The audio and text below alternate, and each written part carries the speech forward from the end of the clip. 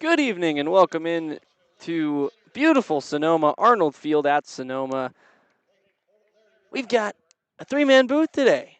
Alongside me, Austin Ota and Charlie Limoncelli, bringing you this radio stream broadcast on the Walnut Creek Crawdads streaming network. I'm Harry Setrakian, our producer is Jack Brooks, and we thank you for joining us on this beautiful Saturday evening. Boys, the Crawdads are on an absolute tear, 9 straight wins. Austin, I want to start with you. You've been here the longest. I mean, how does this compare to how the Crawdads have looked in your tenure and just how they've been on this historic roll?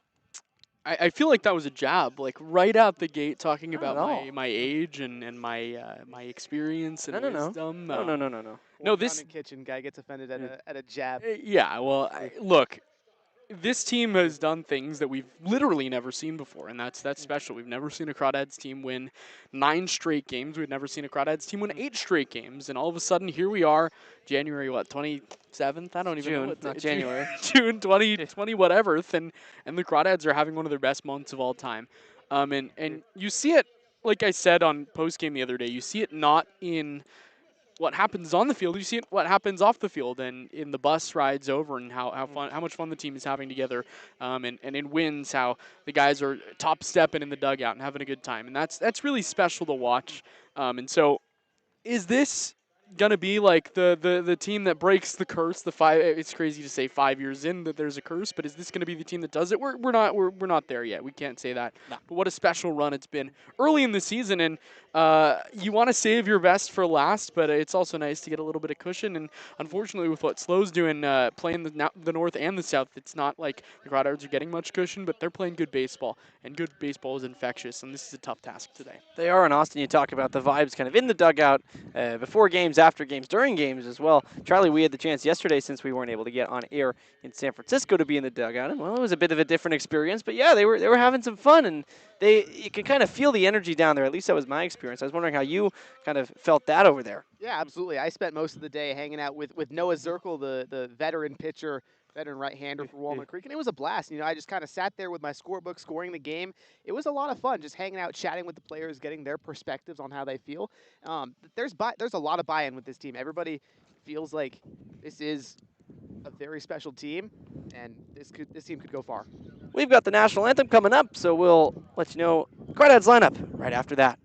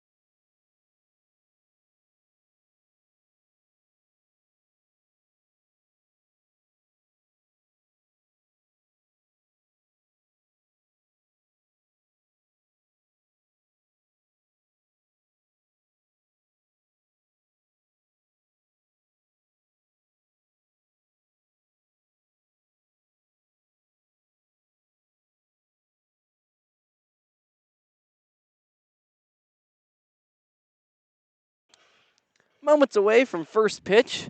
Crawdads getting their swings in the on deck circle, and this is how manager Brant Cummings lines it up, looking for the 10th straight Crawdad win, the first time that they've ever won 9 straight, looking for the first time they've ever won 10 straight, looking to extend the program's longest win streak ever. They do it like this. Daniel Pulasic leads off playing left field with Kevin Parker Jr. at third behind him. And Sutter Moss finishes out the top third, doing the DH duties today. Soon to the field is Sutter Moss, but he will continue to DH as he's swinging it pretty darn well lately. 4-5-6 goes Brendan Clisby behind the plate with Bryden Bull, in center field, and Cam Taylor at first, with Elijah Ramos at short, Shane Aldridge in right, and Lucas Carlisle, the newest Crawdad, at second base. On the mound against the Crawdads today will be Luke Zamolik, tall right-hander, looking to, again, just try and do anything against this Crawdads lineup that has been smoking hot in the last couple of weeks. One of the things that is really hard to hit against in the CCL is veterans. We've seen it with a guy like Jeremy Jones, the Crawdad Friday starter, who has just been stellar through his first 4 starts. Molik has been good as well. 7 strikeouts, 2 walks, 6 innings, no record, no earned runs allowed. But he's going into his 6th year. He's played 3 separate seasons at the Division I level, spent last year at Youngstown State. Was actually pretty okay for the Penguins. And again, it's just a guy that's going to throw strikes. He's going to be competitive in just about every at-bat. And these are guys that, honestly, the Crawdads have struggled with a little bit over the years, guys like this. Big right-handers in Sonoma. The shadow is always going to come into play here. And that's one of the things that some of the Crawdads veteran hitters are a little bit more used to. Guess what? This Crawdads lineup doesn't have those veteran hitters today. It's Cam Taylor and Brandon Clisby, but no Ryan Ellis, who's seen a lot of games here at Arnold Field. It's going to be a challenge. Yeah, absolutely. And also of note to both you guys, Harry and Austin, and for you fans at home, obviously, Zamolik enters this game, 3 appearances, ERA of 0 in 6 innings. I mean, so far he's adjusted really well to CCL bats, and he's done a fantastic job getting swing and miss stuff. 7 strikeouts, just 2 walks, no hits allowed to this point. He has been absolutely fantastic. The whip is just .33. Crawdad offense has its work cut out for him. Arguably their biggest test of the season. Well, the test begins now as Daniel Pulasic will climb into the left-hand batter's box about 330, 340 feet away from us here on left center field. I think you're shallow there, man. It might be, yeah, it might be too. It might be 370 plus. Yes. In Sonoma. It's a nice setup out here, but we're beyond home plate. It's a new view, and we have first pitch on its way from Zamolik into Pulasic. It's a fastball that rides outside. First pitch in at 6:14 p.m., a little bit after the scheduled start of the game. It's absolutely gorgeous here, 72 and sunny, not a cloud in the sky, but once that sun sets and goes below the tree line, it'll get a little bit chilly. Next one to Pulasic, way outside, 2-0. He hasn't had to think about a single one. And frankly, if you're the Crawdads, you want to send this guy right here up to bat to face Zamolik for the first time today. Pulasic, a veteran hitter, and has done it at the D1 level. 2-0 to Pulasic. Take in for a ball. I'm surprised that wasn't a hit by pitch. Looked like it bounced off of Pulasic's leg. But what do I know? So way ahead 3-0. Pulasic the lefty against Zamolik the righty. 3-0 lands in there for a strike. Fastball. Nice ride on the arm side for Zamolik, the veteran.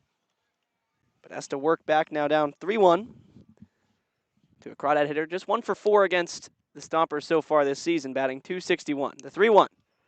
Fastball at the knees called for strike 2. So right away we have a payoff pitch. Pulasic looks to get the Crawdads offense rolling. 3-2. Fouled away on the left side and out of play. Defense for the Stompers from left to right in the outfield goes Michael Jones, Chase Taylor, and Ben Sebastiani. Then on the infield, Mateo Heredia at third, with up the middle goes Kays Duremeler, Misael Irdiapero, and Trent Keys. 3-2, line to first, caught. Going up is Trent Keys, the first baseman, to make the catch. So a nice play by him, has to lead his feet to the backhand side a little bit. And then finally, behind the plate, Angel Garcia. This might be an all-time up-the-middle name squad. Yeah. Duremeler and Uriapero. Yeah, that's It's tough. a good one. Yeah. Will not roll off the tongue on a little 6-4-3. No, not at all. Also, shout out to Trent Keys. I mean, if you're not 6 foot, 200 pounds, you probably don't make that line drive catch over there at first. That was well above his head. Did a nice job leaping to grab it. Kevin Parker stands in against Zamolik. First pitch he swings at and misses for a strike. Lineup as usual. Oh, not quite actually. Almost left, right, left, right. That's the first 4. But then goes left, left with Bull and Taylor back-to-back 5 and 6. Then right, left, right to round it out. Brent Cummings loves to disperse the lefties. 0-1 to Parker's fouled back. No balls, 2 strikes after the leadoff lineout by Daniel Palasic. Yes, Molik, Yudia Piero, also a Youngstown State Penguin this last season. Quite a few of them on the Stomper lineup. Waddling around the infield. 0-2. Breaking ball up high, ball 1. You know what they say, the Youngstown to Sonoma pipeline. They had a couple last year. Surely some say that. Youngstown is the Sacramento of Sonoma. Yes. 1-2 is Molik's ahead, looking for his first punch out. And he spikes a fastball. And Parker takes 2 balls and 2 strikes, evens it up. Crawdads lineup will take its walks for the most part. Yeah. Parker Jr., a guy that does it as well.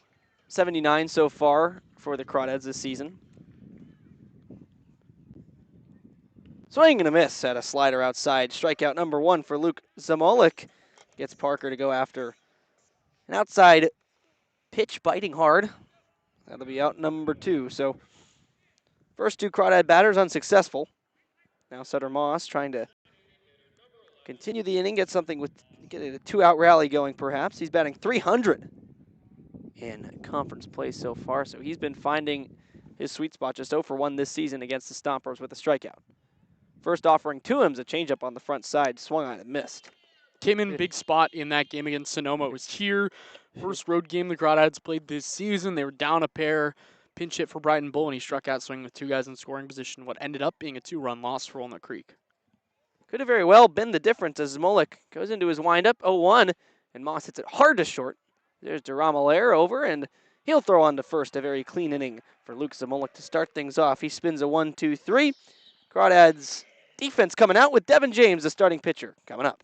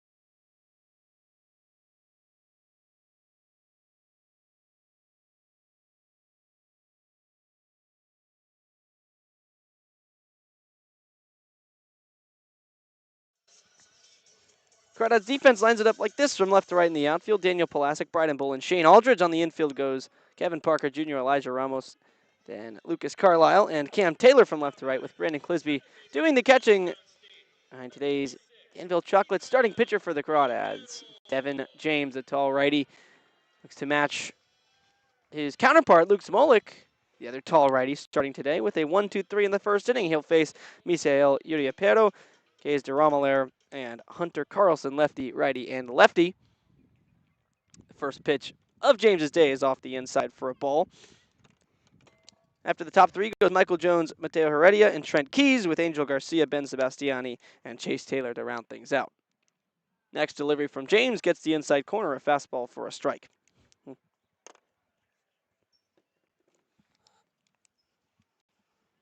1 ball, 1 strike to the leadoff man, Uriapero,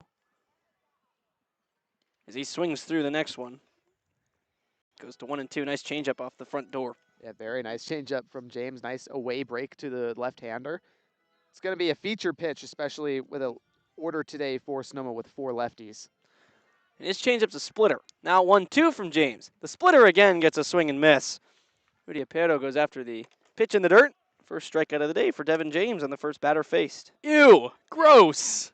Yeah, that might have been the best 2 pitches that we've seen Devin James throw this season. Starts it belt high, drops below the waist, and look, he's got the big breaking ball, the slurve sweeper, whatever you want to classify it is. It moves a lot. But when he can tunnel those pitches together, throw one to righties, one to lefties, these guys have kind of no idea what to do with that pitch because of how much it moves. So now he's got a righty to face in the form of Kays DeRomaler.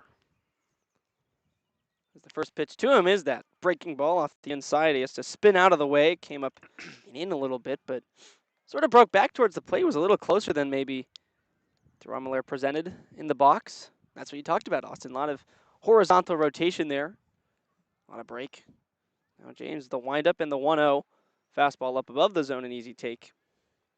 Talked to Devin James before the game today, and Charlie and I were walking past him as he was stretching, and I said something along the lines of, I think you're hitting 96 today, miles per hour. And he said, I just want a W next to my name. There we go. Got a 2-0 to DeRomaler, who pulls one hard and fair down the third base line. It's going all the way into the corner as Pulasic gathers and will fire in, but DeRomaler is already into second with a double. 1 out knock for the shortstop. First hit against the Crawdads this year and just his second at bat. That was a big rip down the left field side. Yeah, great pull side hit for DeRomaler there. Just stays in, waits, and likes the pitch he saw, capitalized. So now this team's probably their best hitter, statistics-wise at the very least. Hunter Carlson stands in, batting .351, on base at .479, also slugging .556. So a lot of power, just will give you a good at-bat. From the left side has the advantage against the righty Devin James, who now goes into the stretch for the first time today. DeRomaler on second. First pitch is hit out towards right and shallow. Back out from second is Carlisle, and he'll snatch it in for the catch. That's a huge out. Carlson enters the day leading the CCL in runs batted in with 22. He's a guy that easily is able to plate our runners in scoring position. So getting him out on 1 pitch is just massive for Devin James. I thought he got a little bit more of that, too. Kind of a soft liner out towards right field, but more just a couple steps behind where Carlisle was playing at second. Now the righty stands in. Michael Jones holding the bat high above his shoulder, with Devin James 1 out away from escaping this little mini jam. First pitch, a fastball on the outside for a called strike. A little better crowd tonight than what we saw the last time we were here in Sonoma. The backstop the last time we were here was probably only about 60, 65% full. Looks like it's close to 80, 85 now, and there's some people in that third base wine section. James checks back to second. Now we'll bring the 0-1. Breaking ball, swing and a miss. Yuck. Another one, that nasty slider you talked about. You guys talked to him, caught up with him a bit during his stretch routine. He's got an intricate stretch routine. He even does it when he's not pitching. Yesterday he was doing it too, and stays ready for his bump day. Now is ahead 0-2 on Mike Jones. Lifts the leg and fires, and is taken and ends up to the backstop. A sweeper outside gets past Brandon Clisby, and DeRomaler goes to third on the wild pitch. So another one of those will equal a run for the Stompers if it gets far enough away from the backstop Clisby. Looks like Clisby might have been crossed up there. He's going and talking to Devin James right now. And that is one that Clisby does not miss a lot. Yeah. Especially when he's fully in the squat, the only Crawdad catcher to do so. He's able to move really well back there and block pitches. There goes with the what has become the old school approach. Both knees up. 1-2 from James. Taken for strike 3, right at the belt. And Jones caught with his shoes glued to the dirt. 2 strikeouts for James in the inning. Dances out of a little bit of danger after the 1-out double. 0-0. Top of the second coming up.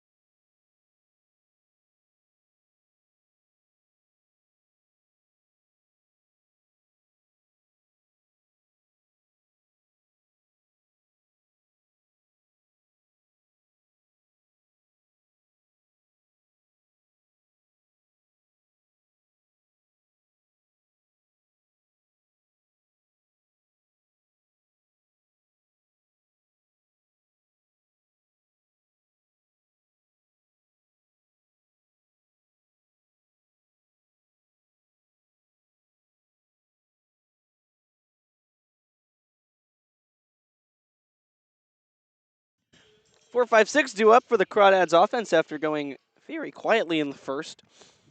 Line out, strikeout, bounce out to the shortstop.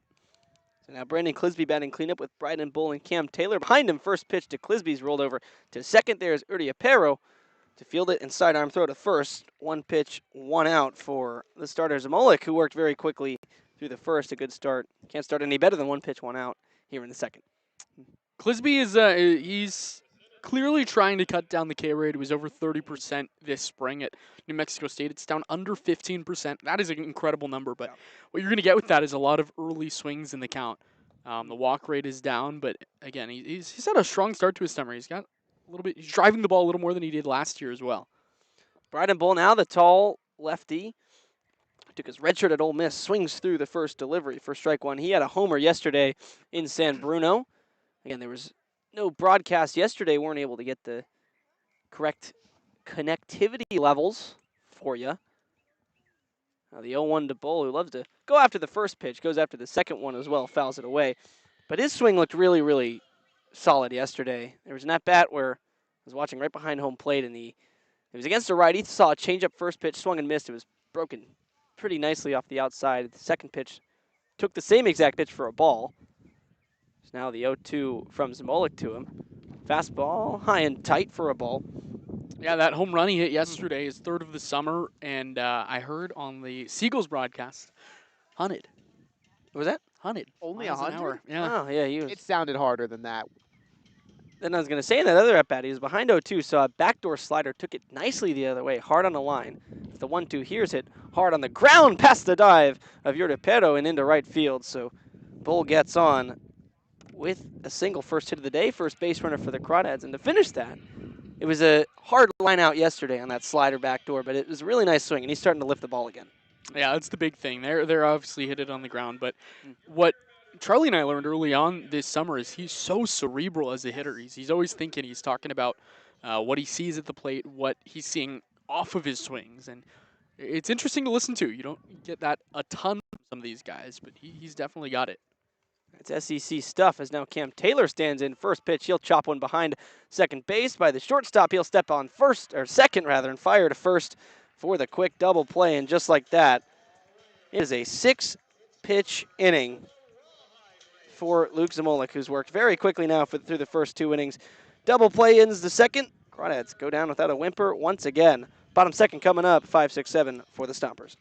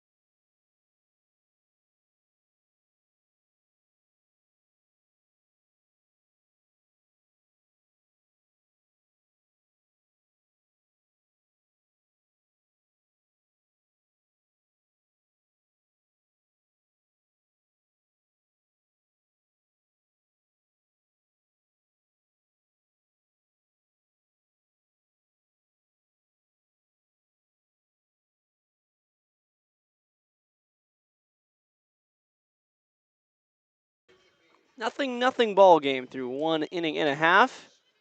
Stompers between inning festivities here at Arnold Field in Sonoma. A bunch of kids just ran the bases. It was a race. I don't know if there was a decisive winner there, but it was something. There were a lot of them out there. Just It gonna was hold my something, tongue, man. Aaron. Just- Just I don't gonna know, hold my man. tongue, I think.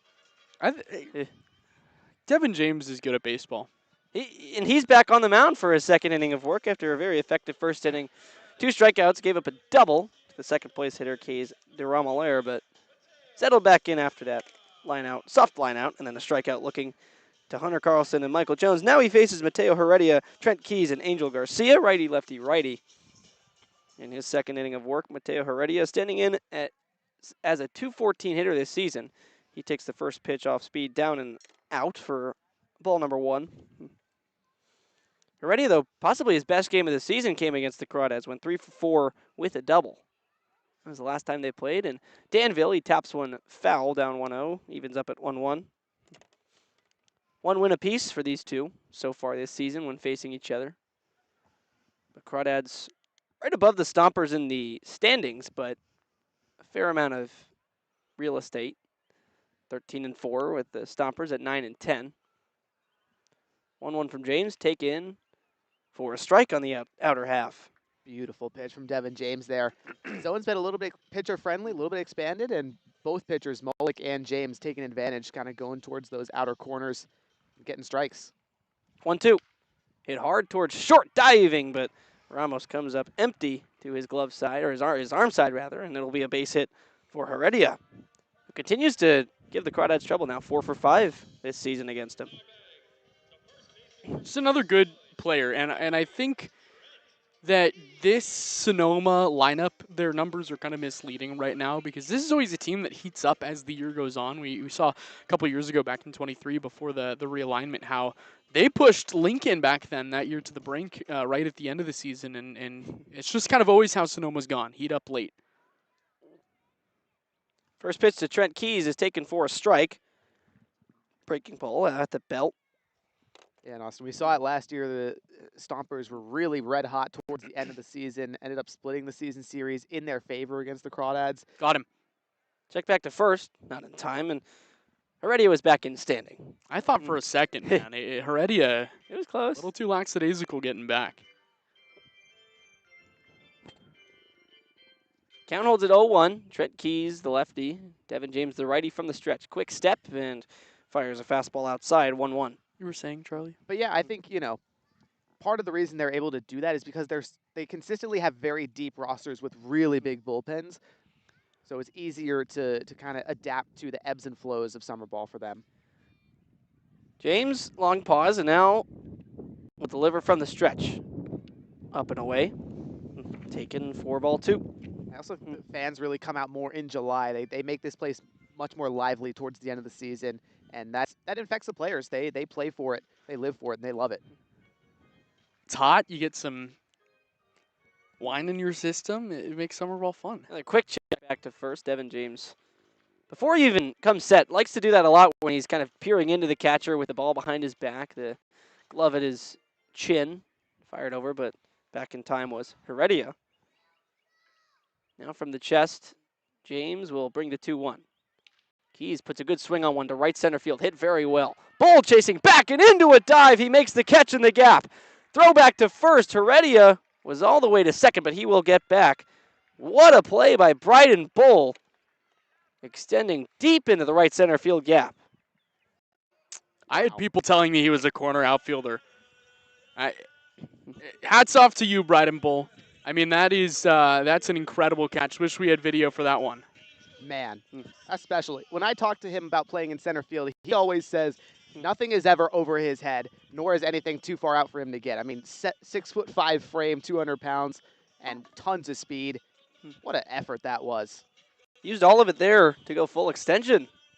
Backhand side. So Heredia stands at first still with 1 down. Angel Garcia now the catcher in against James, and he takes the first pitch down low. Early contender for sweet play of the game, I'd say. This might be sweet play of the season. That is not an easy play, and It was one that I thought was going Shane Aldridge's way at first, especially with both slightly shaded over towards left center, ever so slightly. But he got there.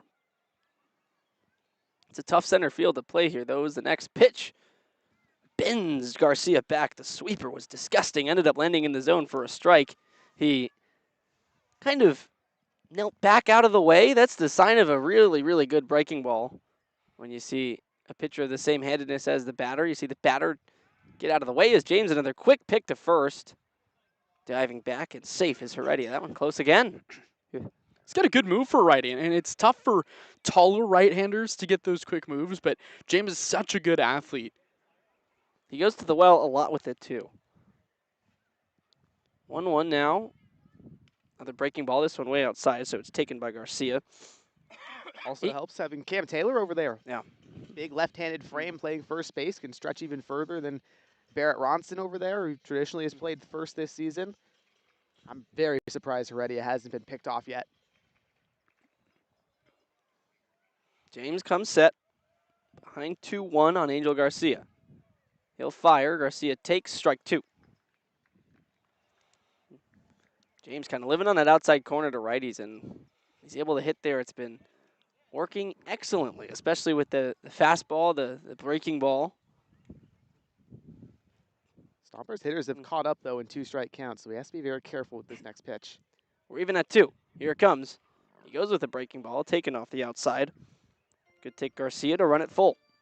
I think that's the right idea, trying to get a wave and a miss, but credit to Garcia for holding up. And if he puts that ball in play, it's a rollover to the right side. It's a perfect 2-2 pitch. Now you go challenge something on the inside, probably try to get a little jam shot. A lesser move over to first. This one, no contest. Taylor doesn't even apply a tag. It's easily back.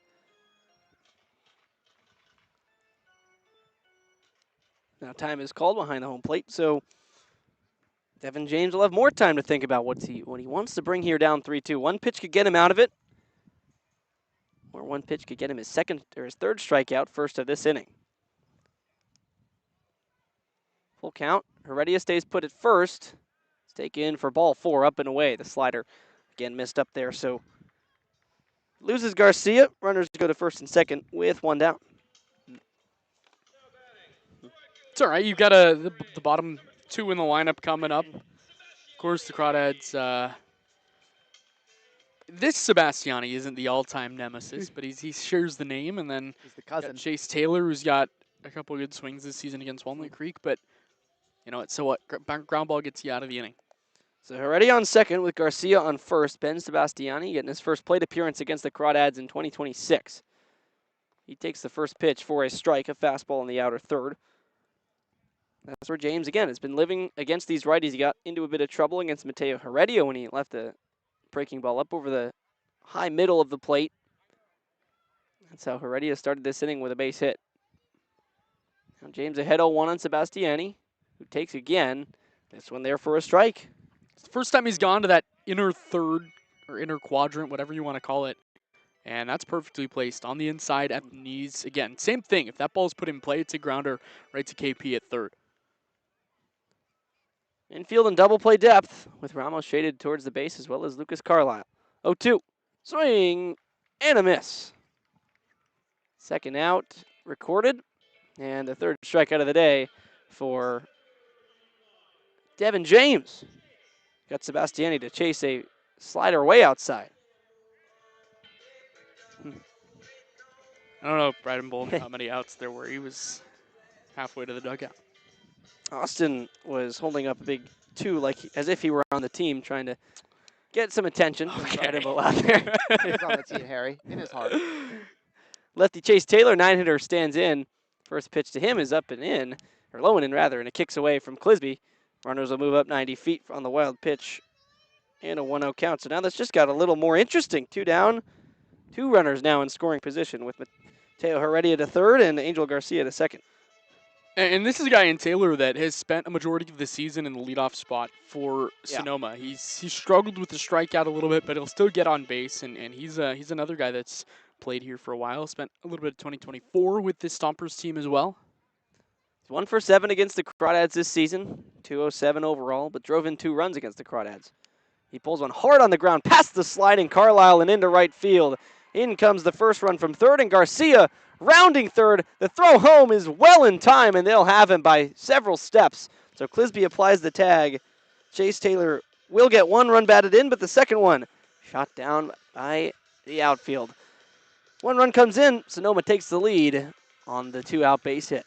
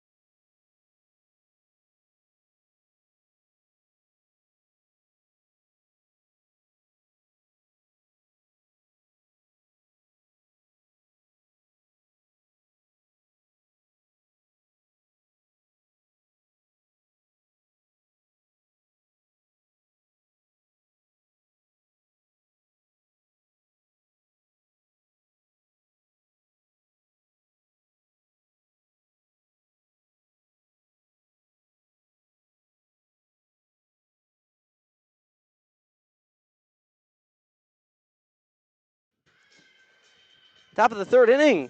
Crawdads have been set down in order so far, though they did have a base hit. Bryden Bull got on with a single in the second, though, then was promptly part of a double play. Cam Taylor, an inning ending 6-3, with his sixth going unassisted behind second base. Kays DeRomalaire made a nice play back there and just took it to the bag himself. As now it's Elijah Ramos to begin the third against the quick-working Luke Zamolik. He takes ball one in the dirt. Ramos, Aldridge, Carlisle to finish the lineup for the first time for the Crawdads, which so far has been a run through the lineup to forget. But it's not over yet. 1-0 to Ramos, up and in, taken for ball two. Scoreboard says we're in the fourth inning right now. Oh, yeah. Let me just fact check that real quick. Nope. Our scoreboard here on the Crawdads Streaming Network does not. Our producer, Jack Brooks, on top of it. Yes, he is. This is the top of the third, 1-0. Sonoma leads it. Next pitch to Ramos is in there for a strike, right? Center cut. There's a 2 balls and a strike. I think he was taken all the way there, though. Good to see Ramos, not a guy that is known for his walk rate, but he'll be patient when he needs to be. 2-1 pitch. He waves at a pitch outside the zone, low and away, so goes to 2-2. Maybe you jinxed it a bit, but Yeah. goes chasing. Former Stomper, Elijah Ramos. That he is. Was an all-star. And future CSU Bakersfield Roadrunner, Very as correct. announced earlier this week, so congrats to him on that. 2, Zamolik high leg kick deals, and Ramos just gets a piece of it on the inner half. That's what he's so good at, Ramos. The bat-to-ball skill is probably one of the best on the Crawdads. I mean, he just puts everything in play. 13 groundouts, 18 flyouts, 10 hits in 50 at-bats. So while he doesn't walk all that much, he hardly strikes out either. I mean, just a contact machine. Now 2-2, still has to protect. Zamolik comes in, and this one pulled over the third base bag and into the glove of Mateo Heredia, who makes a long throw in time to beat the speedy Ramos. Really nice play. Long throw over the third base bag. I think Ramos might have thought it was foul off the bat, but Heredia makes it look pretty easy over there. That's a good throw, good scoop by Keys on the other end. Well done all around by that Sonoma defense.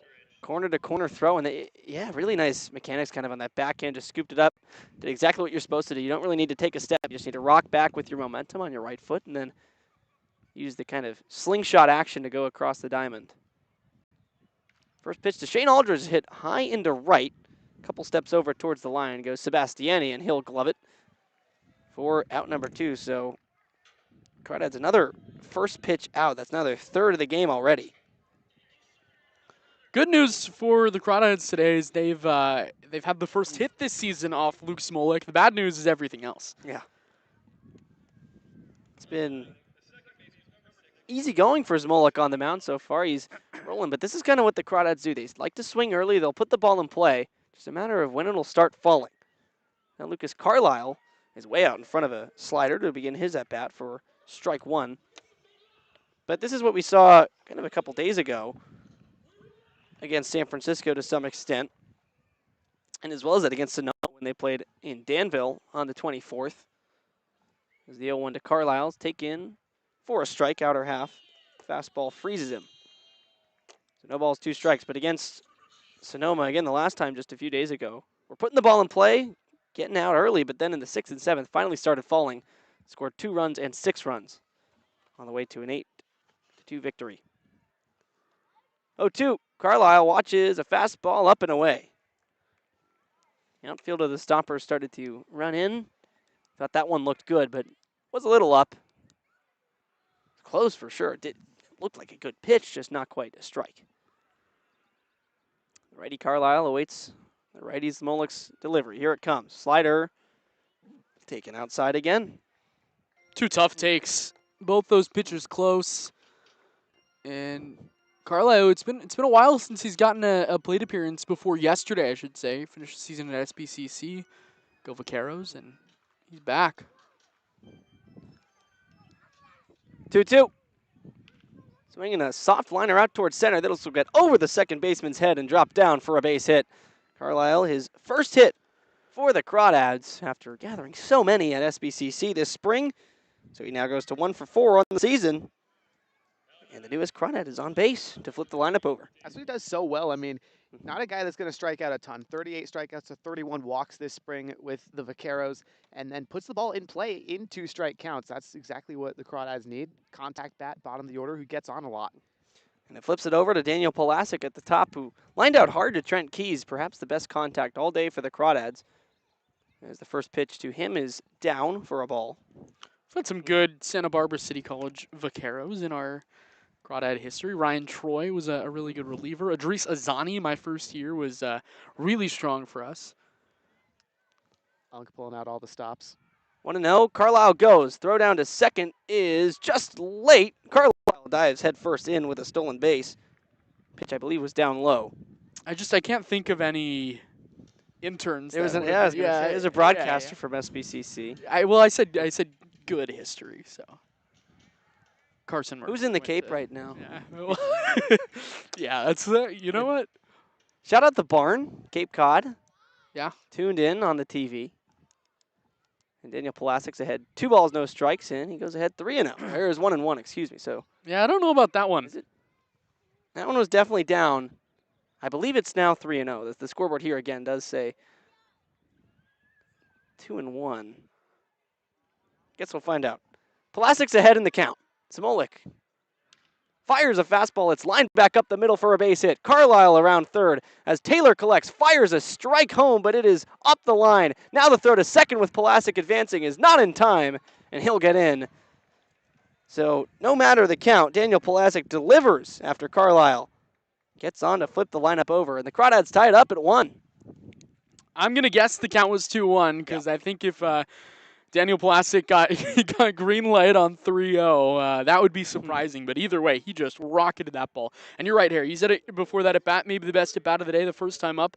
That absolutely won up that one. An absolute rocket back up the middle, just like that. We're tied, and a chance for more as Polasic read the play well, saw the eyes of Taylor get wide as he was throwing it in, and took second base. So he gets the single and then advances on the throw. As the first pitch to Parker is waved at and missed for a strike, something off speed. Parker in for his second time. He's the lone strikeout victim of Luke Smolik, who now does not have a 0 ERA anymore. It's over, Charlie. Crawdads are certainly happy about that. I can tell you that for sure, Harry. 0-1 to Parker's in the other batter's box. 1 ball, 1 strike. Plastic's really good. Oh, yeah. He's really good. Crawdads are just full of guys kind of like Daniel Plastic that are just going to be annoying at the plate. And steal bases. 1-1 to Parker. Takes right there a fastball. Strike 2. How big is that? You lose a guy like Peyton Rolls, who might have been the most accomplished player not named Ryan Ellis coming into the season, and boom, here's Lucas Carlisle, who does a lot of similar things. And then Pulaski has replaced some of that offensive production, even though it's not the same position. 1-2 to Parker will swing at one in the dirt and be tagged out. So the 2-out rally for the Crawdads began at the hands of Lucas Carlisle. Single, stolen base, and then Daniel Pulaski drove him in with a single of his own. We're all tied up here after 2.5 on the Crawdad Streaming Network.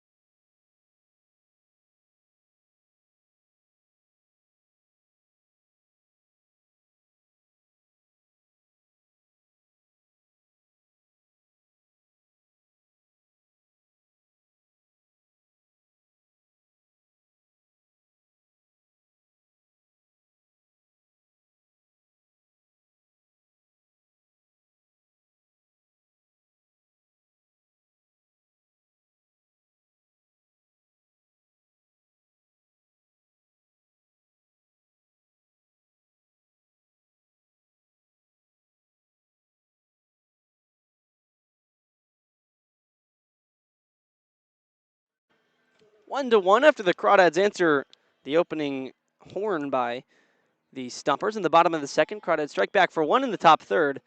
Now have a chance to again defend and pitch with a tie game. Devin James back to the mound. He's done well so far, one time through the lineup.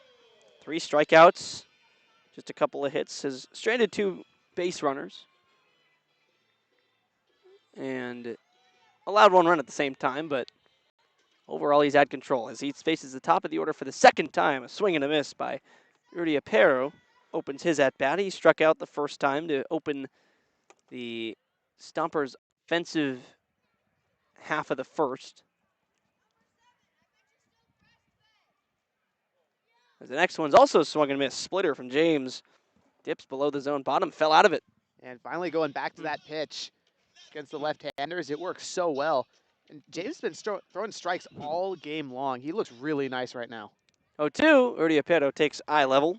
Brighton Bull's getting chirped right now. There's a Yeah. little fan section out on the left. They're chirpy. It was not a good chirp. I'll say that. Well, the kid's like, I mean, that's 9 like years the worst old. guy on the Crawdads to chirp. Yeah. 1-2. Rudy Aparo reaches out.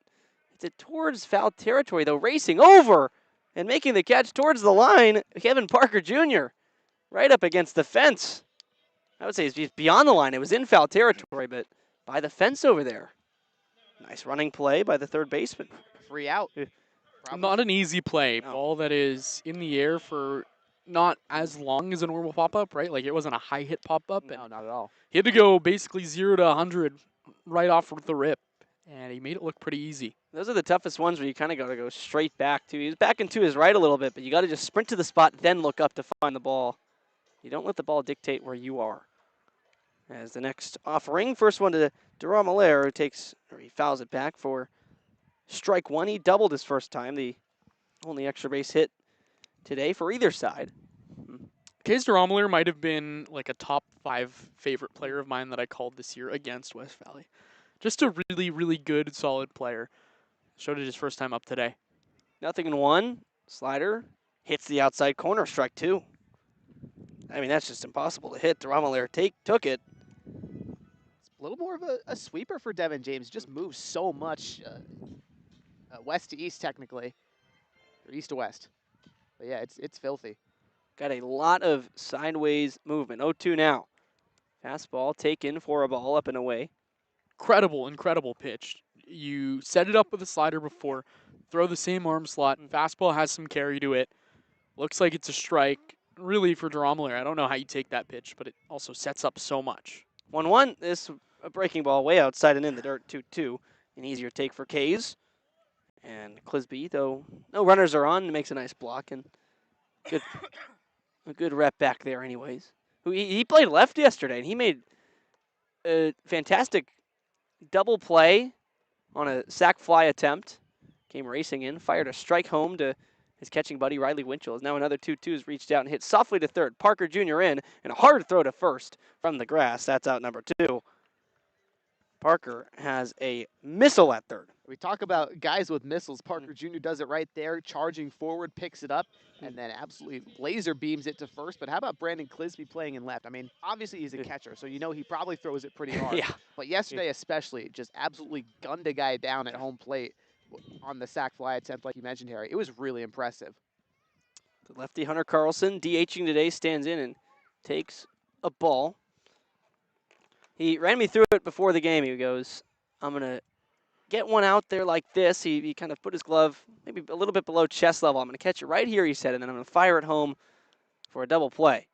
As the next pitch is hit high and deep to right center. Bull racing back to his right, into the gap a few steps, makes the catch, and another excellent play by Bryden Bull. This one will end the third inning. It's a 1-2-3. Devin James will give him the claw in the third.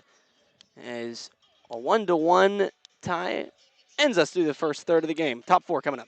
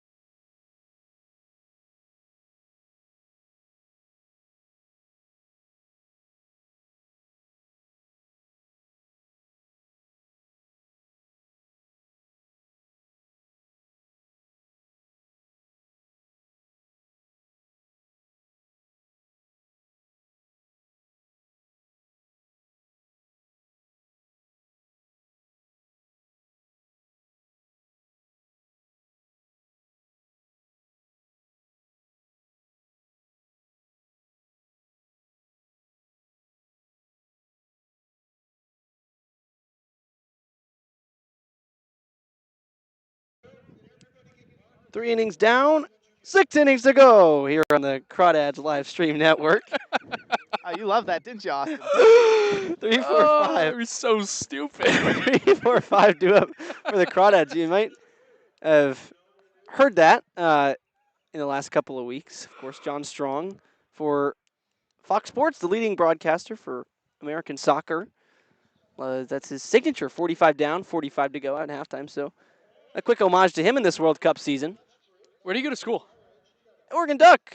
First pitch to Sutter Moss. Taken outside for a ball. Moss 0 for 1, but it's been an absolute pleasure to listen to John. And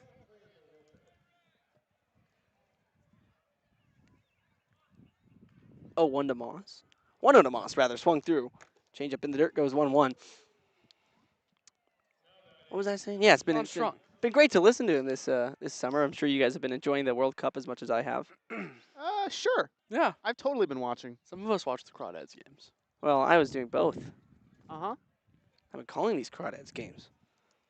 1-1 to Moss as Smolik's in the windup. Brings home a dirty changeup that swung through off the outside. Moss been out in front of that pitch, back-to-back pitches. Yeah, that was purely nasty. Ethan Rowland, the right-hander, warming up for Sonoma. Got to wonder if the leash on Zmolik's going to be long or short here. 1-2. Another changeup, triples up on it, and Moss, the same result all 3 times, swing and a miss. He goes down swinging, third strikeout of the day for Zmolik. Back-to-back, going back to last inning. Well, if it ain't broke, don't fix it. Pure filth, and Moss was chasing all the way. Now the shadow's also really coming into effect. It's the back edge of the shadow is basically covering him, but right as soon as he releases, it goes right back into sunlight and then back into shadow. It's gross. Clisby in, bounced out to Udi Piero at second the first time. He takes inside for ball 1. And has already seen as many pitches as he did last at bat. It was the first pitch he went after. 1-0 to Clisby. Waits on a breaking ball. Sends it out towards short to the glove side. To Romelair. Nice play on the run and on a leaping throw. It's in time to first. Clisby down for the second time due to a ground out once again. Casey Romelaar this spring played mostly third at Santa Rosa JC. Brett Neidlinger was the name of the third baseman, or the shortstop. He's really good, committed to Texas Tech, and when you've got a Texas Tech commit at the junior college level, you're not pushing him off of shortstop. But DeRomelaire played that just like a shortstop. He made that look easy. Did it excellently. Took the correct angle as Bryden Bull in for his second attempt. Goes after the first pitch as he does and swings through it. Yeah, when you see a hard hit ball hit to either glove side, arm side, you're told to kind of take the angle of the grass where it meets the dirt, kind of loop around the ball. He did that perfectly. Next one to Bull, half swing, but I believe he went around. Yeah, they'll check it to third, and he did go. So no balls, 2 strikes. Crawdads in danger of another 1-2-3, just as they went down in the first and second. Zmolik deals the 0-2. Swing and a miss. 2 strikeouts sandwiched around a 6-3 putout. A very effective inning for the starter for Sonoma. Crawdads nothing doing in the fourth after scoring 1 in the third. It's 1-1 after 3.5.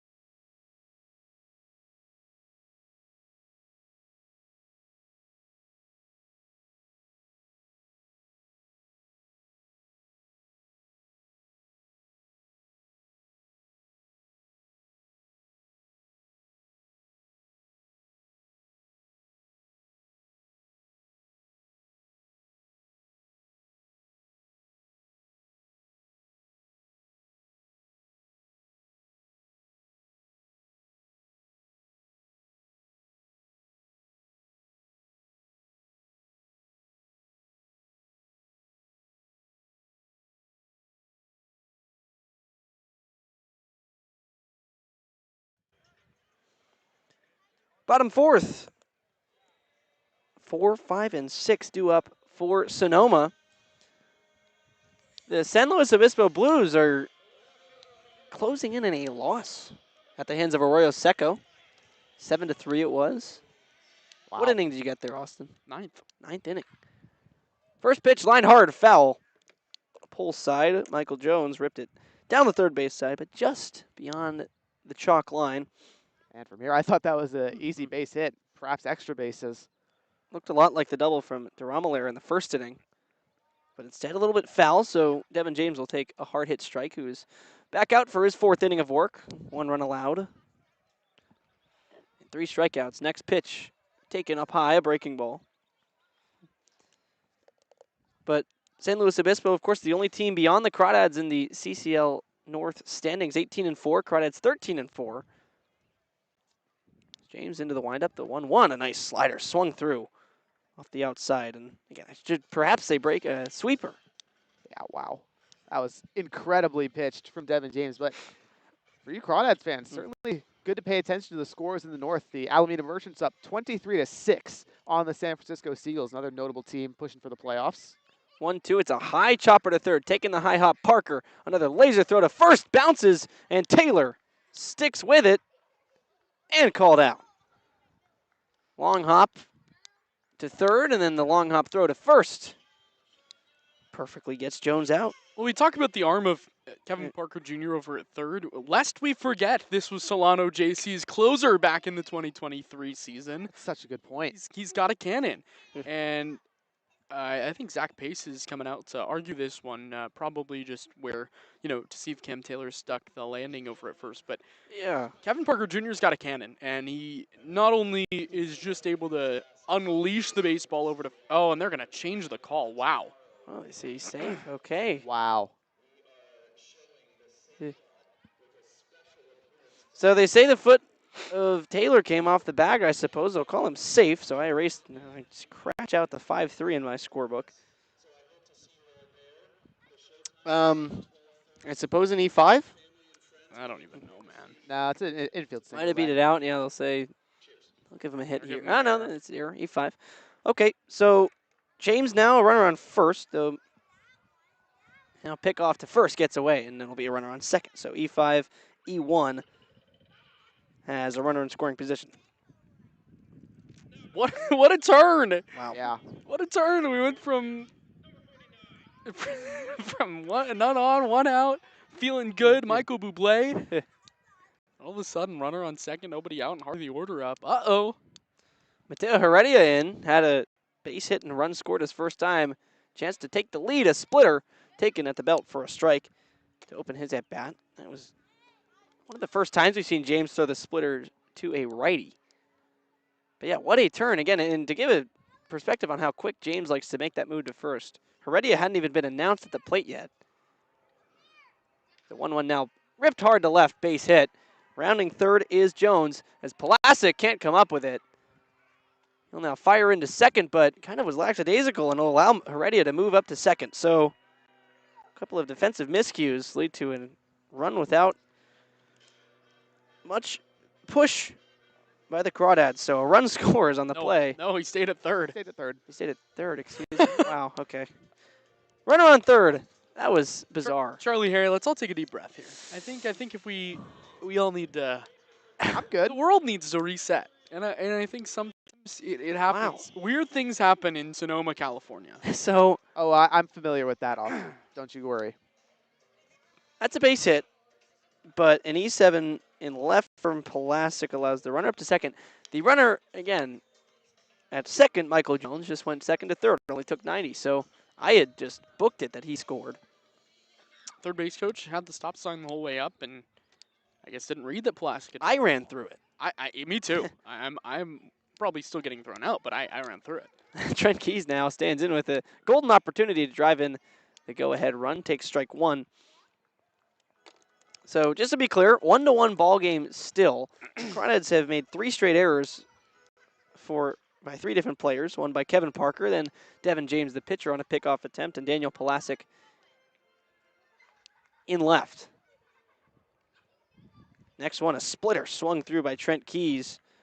And Mateo Heredia was kind of sticking out his left hand at second, and I think he had a tell, and that's the fact I think the case is Brandon Clisby, Kevin Parker from third going to come talk about it, probably change up the signs. If you think about it, we're like the 2018, 2017 Astros? 17, yep. Right? Like, We're here. we're the camera angle. We are I've got here the in Binocs. In left center field. For legal reasons, that is a joke. Yes, I very much. don't. a joke. Yeah, we're not. We can't even if we knew what the signals were, we couldn't relay them. Which It's if it wasn't obvious, we don't know what any of the signals. No, I have it's no still idea. pretty far out too. It's too far. not quite a good angle here for us as we resume play with an 0-2 count. Clisby returns to behind the plate. Kevin Parker playing in at third. Next pitch to Keys is swung over for a strikeout. Another splitter by Devin James. He's been going to the well against the lefties, and he gets his fourth strikeout. And importantly, the first out. Keeps the runners on second and third. Well, I think if there's ever a question about how gross Devin James' stuff is, it's that the batter knew what was coming, and he still got a swing and miss on the pitch prior, right? Yeah, You see the motion to the changeup or the splitter, whatever you call it, and he still got Trent Keys to swing and miss. So now brings up Angel Garcia, the backstop. He got on via a walk, moved up to second via a wild pitch, but then was gunned out at home to end the second inning. He watches the first one hit the dirt for a ball. If I'm Devin James, I'm not giving Garcia anything to hit with. Sebastiani on deck, struck out his first time up. You load the bases, ground ball gets you out of it, and you've got the 8-9 spot up in the order. Base is, in fact, open at first, exactly. And Kevin Parker, the third baseman on the grass. He's the furthest in of any Crawdad infielder. Next pitch way outside, ball 2.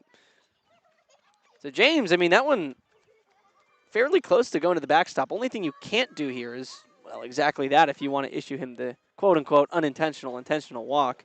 You want to try and get the guy to maybe swing if he'll help you out, but you don't want to put something over the fat part of the plate. Like you said, Austin, with Ben Sebastiani and his 200 batting average on deck. It's a 2-0. Up top, taken for ball 3. Yeah, and I would almost just put him on first right here. Yep, pitch out here. No point in giving him anything competitive. Don't even have to, just put that hand out and let him have the base. Well, James going to have to do it the hard way. Going to have to throw a ball on purpose if he is going for that strategy. Is 3-0. Comes set. And will fire to the plate. On the outside corner, this one taken for a strike, though. Yeah, what do I know? I mean, you go with maybe one of your best pitches of the day, slider that dots the outside corner. On the outer black, that was, I mean, beautifully thrown. They're going down 3-0 now. 3-1. We'll see if Garcia is overly aggressive here. James from the belt. He'll fire. Slider swung and missed. Strike 2. That one darted through the zone, ended up below the knees. So we thought maybe pitching around him, but no. He's going after him now. It was back-to-back sliders with 3 balls, so it's gotten up to a full count. I think you go either split or slider here, something that's going to break really low, get a whiff potentially. And if Garcia leaves it out and takes it, so be it. 3 balls, 2 strikes. And it's a slider in the dirt. Blocked by Clisby, saves a run, but the walk does allow Garcia up to first, and it loads the bases with just 1 out. So not the worst result in the world for the Crawdads. This inning's been entirely bizarre. At first, over to third. Kevin Parker makes a strong throw to first. A long hop has Cam Taylor stretching out, and he was called out on the field at first. However, it was quickly overturned after head coach Zach Pace asked the officiating crew to kind of just make sure they were certain. So Michael Jones over at first was called safe. Then an error on a pickoff attempt got him up to second. A single in the left that surely looked like was scoring him only got him over to third as he got the stop sign there, but then Pulasic in left made an error, allowing Heredia to scoot up to second. Now Angel Garcia has walked as the first pitch to Sebastiani's fouled back. And in between the single E7 and the walk, there was a strikeout to Trent Keys. So just 1 out, but a slew of kind of odd plays. Have the Crawdads and Devin James in some hot water. So he's trying to work out a 1-out, bases loaded jam. Corners of the infield are in, middle's back. Next one to Sebastiani's fouled away.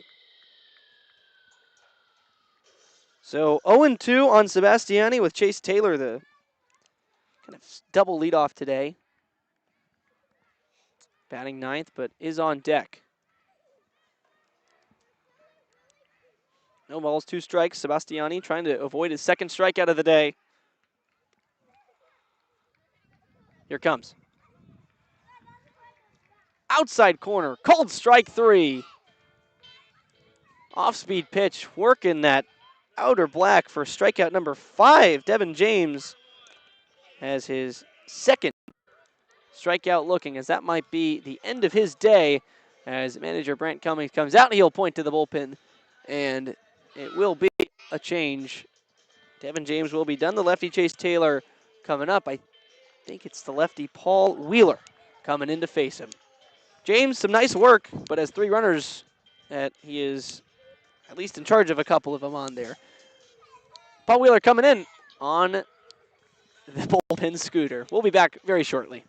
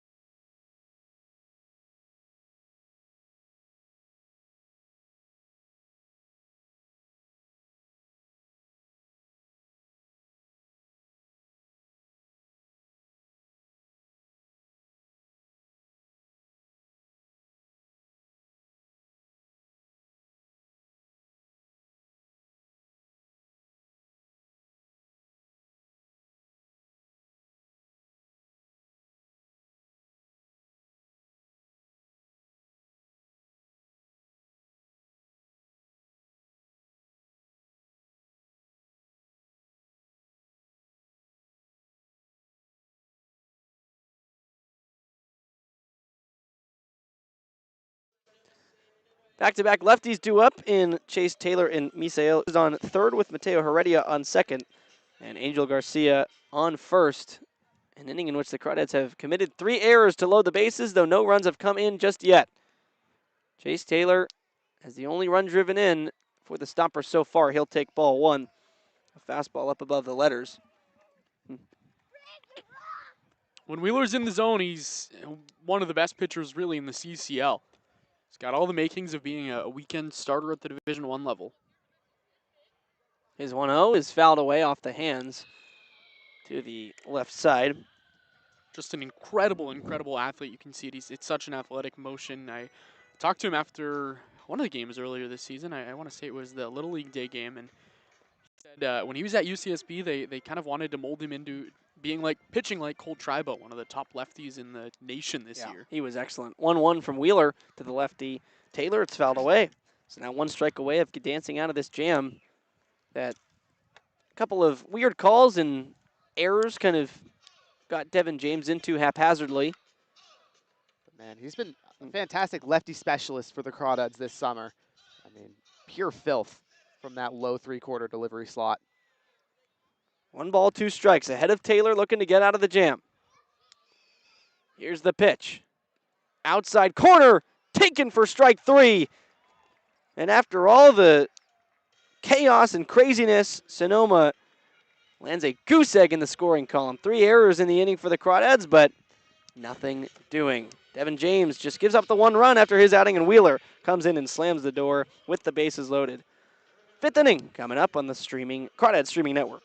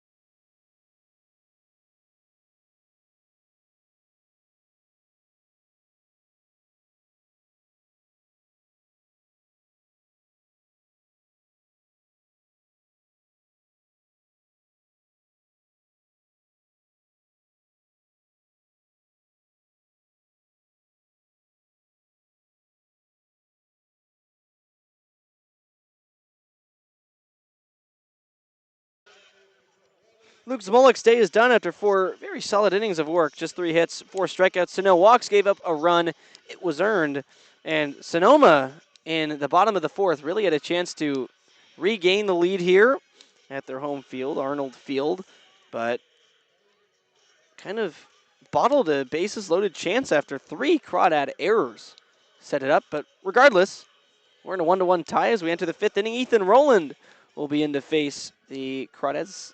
Bottom half of the order, 6, 7, 8 due up. Cam Taylor, Elijah Ramos, and Shane Aldridge, lefty, righty, lefty, to face the new righty. These 3 all been held off base in their first attempts today. Taylor grounded into a double play. Elijah Ramos grounded out to third, and Shane Aldridge flew out to right.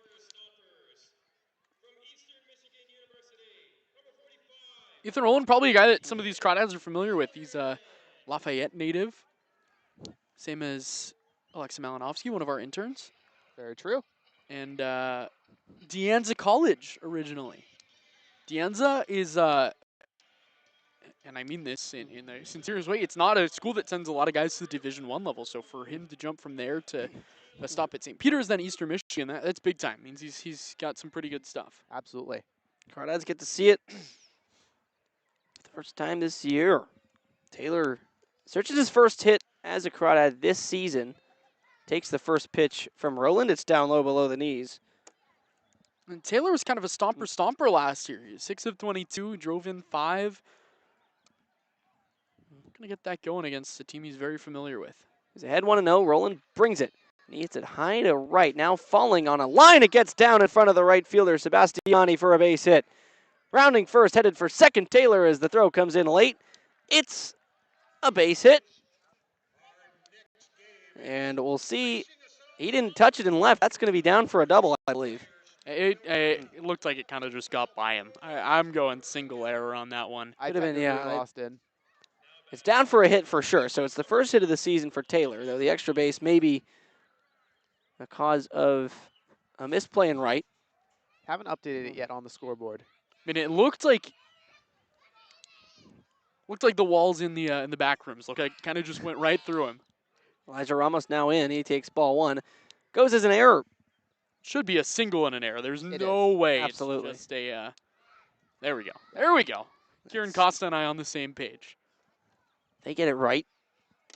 So the error in right allows Taylor to move up for second, but again, his first hit as a Crawdad this season is ball 2 taken by Ramos up high.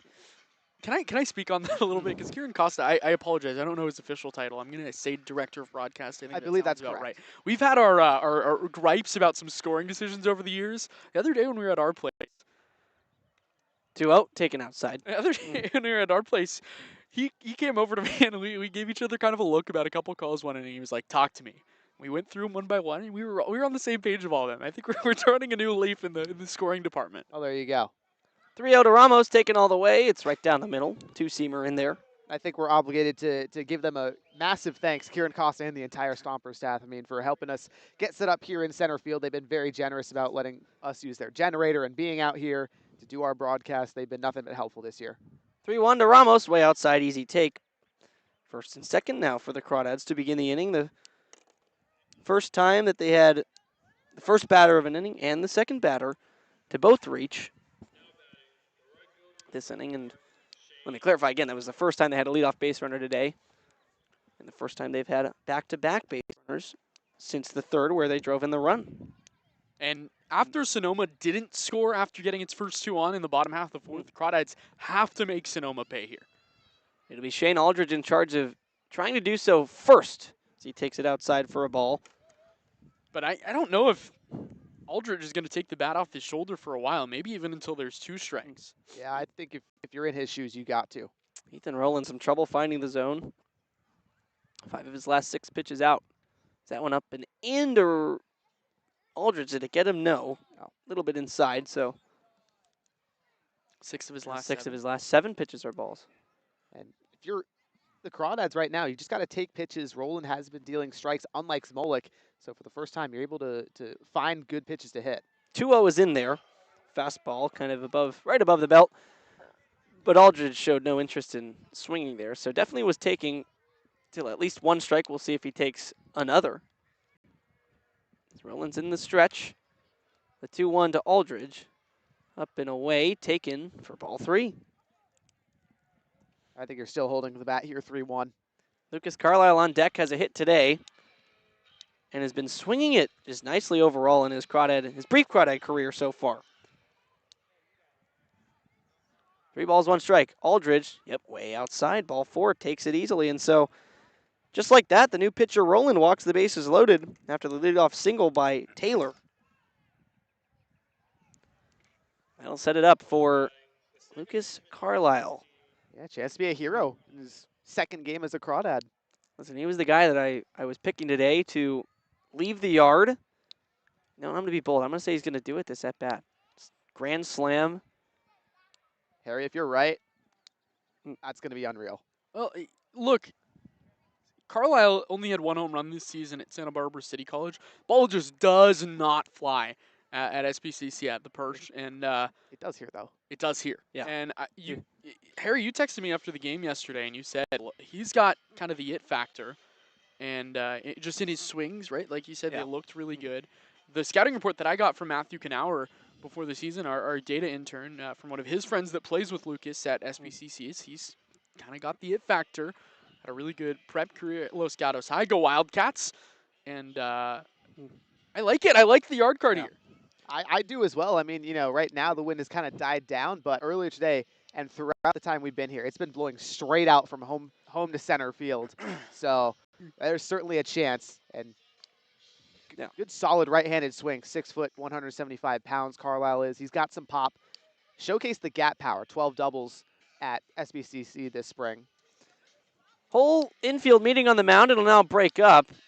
Had a second there. Also, here it really does get short on you down the line, especially to left field. Only 310 to the foul pole there. So perhaps if he's able to get out in front of one, could ride one out of here. With the bases loaded, doesn't need a home run though. No, not at all. Give the Crawdads the lead. Bases loaded, nobody out. First pitch to him is up and in. Kind of skips away from the catcher Garcia, but he'll handle it. Stayed close enough to hold up Taylor at third. It's Cam Taylor at third, Elijah Ramos on second, and Shane Aldridge on first.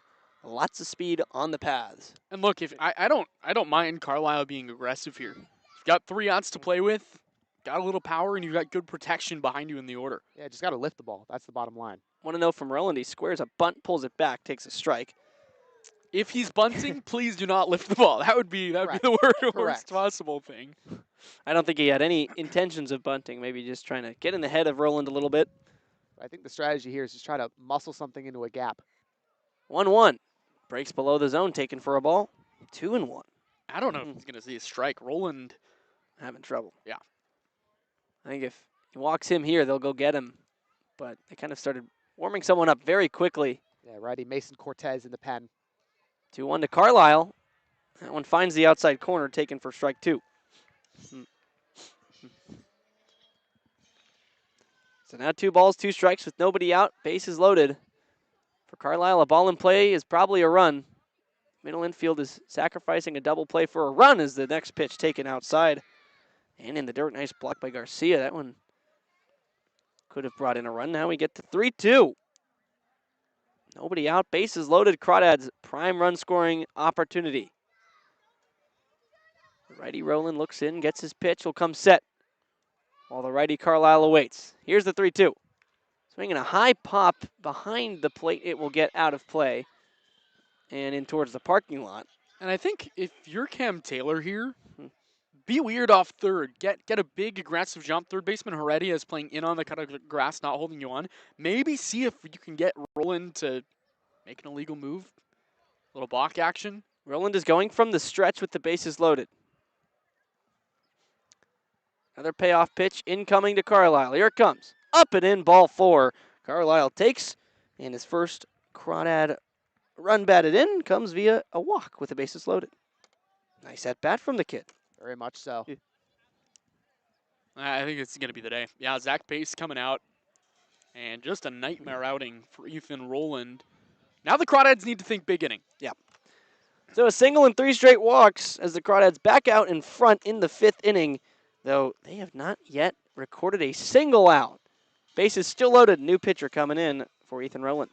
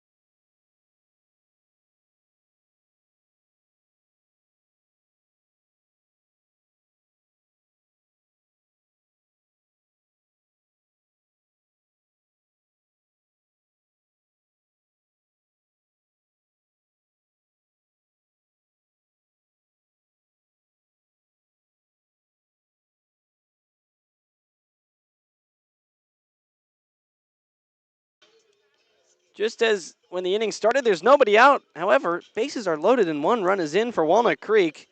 2-1, they lead it here in the top of the 5th. It's Mason Cortez relieving the righty Ethan Rowland, who really just did not have it today. 3 walks after a leadoff single drove in a run for the Crawdads. And if you look at who those 3 walks were to, the 7, 8, 9 hitters. That's not what you want to do, obviously, to any part in the lineup. But now you have to deal with the top of the order for the Crawdads. And Mason Cortez, again, a new arm, has to be the one to kind of have that burden. Daniel Pulasic, the lefty, in against the righty. Out of Delta College, Daniel Pulasic. UC Irvine has a run batted in today already. First pitch to him is a fastball inside for a ball, taken. And this is a guy in Cortez that could benefit the Crawdads. Gabe Rojas, one of the Crawdads pitching coaches, is also a coach at Delta College out in Stockton, and so he's definitely seen a good amount of Mason Cortez. 1-0 to Pulasic, fouled off. A little late. And the Crawdads coaching staff has become pretty data-driven over the years, and at the same time, you've seen this guy. You know what his stuff's going to do. You know how it's going to move. You know how it's going to play. Right. That's all information that can be relayed to the hitters. Cortez, notably, though, redshirted this year, did not play at all in a single game for Delta, but in practice, I'm sure Rojas has seen it. 1-1, high pitch, swung at and fouled back. Yeah, sometimes those guys even get more work with the pitching staff and Yeah. the coaching staff because you see the future with them. Right. But at Delta, I mean, that team is a wagon every year. That's where Sutter Moss comes from. One of the best Crawdad hitters here in 2026. Cortez facing his first batter is ahead of Daniel Pulasic. JUCO meets D1. 1-2 is in and away from the catcher. Garcia kicks far away this time, allowing the run from third and Ramos to score, and the rest to move up 90 feet. Aldridge to third, and Carlisle to second. A wild pitch allows a run, and evens up the count at 2-2. Keep thinking more. Keep adding on. 2 in scoring position, you got to score these 2. The Sonoma offense is one that can attack at any time. Crawdads are into their bullpen. Sonoma's into its bullpen. Keep it going. Yeah, 1,000%. Just going to echo that. None of these games are ever over until the last pitch is thrown. And still nobody out here, so a good chance to do it with Pulasic at the plate. 2-2. He'll hit one high to center. Dropping now, pass behind second, it's down into right center field. Both runs, no, the first one will score. And now Carlisle held up at third, so the single drives in 1. Shane Aldridge scores. Pulasic, another run driven in today. He's looked fantastic for Walnut Creek. He's really turned a corner. Went 0 for 6 his first 2 games for Walnut Creek, and since then, he's had RBIs in every other game he's played. Good baseball player plays baseball good. And that's Fork Fountain Kitchen. Yeah, right. Exactly. That's what it is, right? He's a good hitter. And he has shown it off lately with the Crawdads. Now 2 for 3 today, 2 runs batted in. 4-1, excuse me. The Crawdads lead it, striking 3 times this inning so far, and still without recording an out. Kevin Parker Jr. stands in against Cortez, who steps off. I think if Pulasic was able to play the entire season for Walnut Creek and have gotten there 2 weeks earlier, if not for the quarter system, he'd be an all-star. First pitch to Parker. Tails into the zone, taken for a strike. And he still could be. Hypothetically, yes. Got time. Yeah, I got time to build the campaign. Well, only a couple more games. It's July 4th. It's the All-Star It's game. creeping so up on selection's us, yeah. coming in like now. 0-1 to Parker. Hit to short. Romelare's got it to second for 1. Throw to first. That's all they'll get. Run comes in to score. Fielder's choice erases Pulasic, but the speed of Parker too much, and he drives in a run. Charlie, I'm going to steal a term from your playbook. Please do. Fundamental baseball. Yup. And it's something that I think sometimes I'll make fun of a little bit, but when you're up and you're looking to add on, it's beautiful. Absolutely. And I'm going to shout out my father for saying this all the time whenever we watch baseball together. He gets so irritated when people and teams are home run or bust when you have opportunities to plate runs through the fundamentals. Sutter Moss in, takes the first pitch in the dirt. That's Call where I the get it strike from. on the board, I promise you, and they're going to change it right away. That's a difficult place to call a ball a strike. Sutter Moss, the lefty, hands high above his head as the pick attempt to first is unsuccessful. Parker Jr. back in time. Parker now the lone crawdad on the base paths in the midst of an inning in which they've clogged the base paths up. All four of the first batters have scored. Moss takes again, this time for a strike. And I think to the point of home run or bust, like, the MLB game is so different, obviously, than the CCL game. 1,000%. And I think, you know, when you're in MLB, guys are throwing 8 pitches that all move and all are thrown at 90+ miles an hour. This is not going to be that. And so you are able to string together rallies like this. 1-1 from Cortez, popped beyond third, now into shallow left field. Incoming to left fielder Jones. He'll make the catch towards the line. That's out number 2. You were saying. That's all. Yeah. That's all. It's a different game. It is, but one thing is they both of them swing wood bats. Yeah. That is the big similarity. That's always fun to see these summer leagues in which it's kind of just the tradition to have the wood bat guideline in place, or, well, rule. It's more than a guideline, but now Brandon Clisby, and he's 0 for 2 today. He swung it pretty well, though. 2 groundouts. He'll pop the first one up a million feet into the air behind short, rather. He just missed it.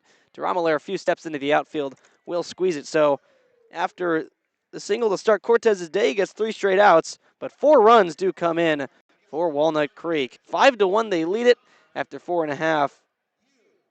Charlie Limoncelli going to take you the rest of the way here on the Crawdads Streaming Network. 5-1, Crawdads lead.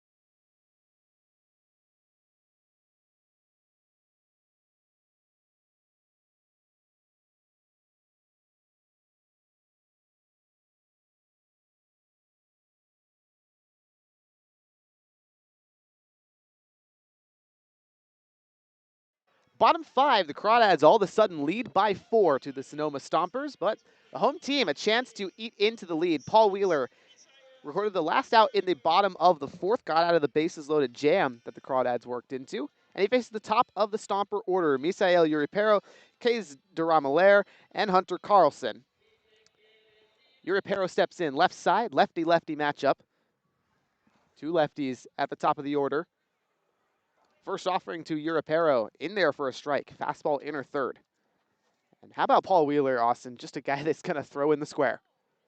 Which is big because that's not what he was known for this spring at USF or last summer. And he's really bucked that trend a little bit. 0-1 pitch. Fastball fouled away, 0-2. Absolutely right. Last year with the Menlo Park Legends, 7.64 ERA, 26 strikeouts, 19 walks, 13 hits allowed. The stuff was there, the command wasn't. 6th appearance of the year for Wheeler, 1-0. Now the 0-2 to Uripero. High fastball, 1-2. And before the season, the last time a Crawdad had gone their first 5 outings without allowing an earned run, 2023, the Crawdads have 2 guys this year already that have done it. in Paul Wheeler and Weston Thornberry, who finally gave up an earned run in his start the other day. 1-2. Yuri Pero waves and misses. Slider low. 2 straight strikeouts for Paul Wheeler. And this is just what the Crawdad bullpen has done of late. They're striking out guys. They're limiting base runners. They look so filthy. The whole pitching staff, we did a hit the other day on how good the starting pitching has been. That has continued the last couple days. Jeremy Jones was great yesterday. Weston Thornberry had a really nice recovery. And the bullpen, to its credit, has been outstanding. Devin James, another good start today. 3 2/3, 4 hits, 1 earned run, 2 walks and a strikeout. Here's Duramalair from the right side, playing it short where he's looked really good defensively. First pitch from Wheeler, fastball, wave and a miss. Technically, they'll say it's a foul tip into the glove, but the result the same. Duramalair led off for the Stompers with a 1-out double in the bottom of the first, but was later stranded. Also grounded out to third back in the 3rd inning. 0-1 from Wheeler. Sinker outside, misses. 1 ball and 1 strike.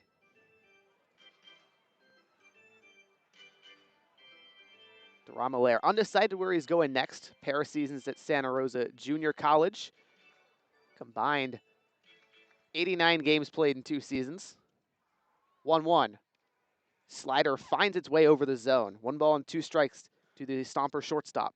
I'm only saying this because it popped up on my feed today. He just committed to Vanguard. Wow, look at that. Yeah. Former home of Crawdad left-hander Dylan Scott.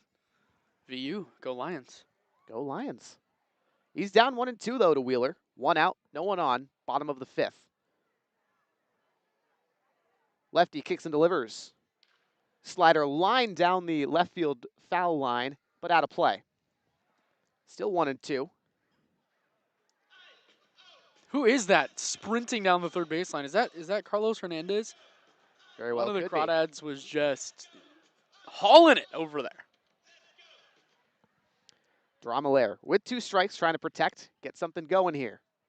His Stompers trailing by 4. Wheeler kicks and delivers the 1-2.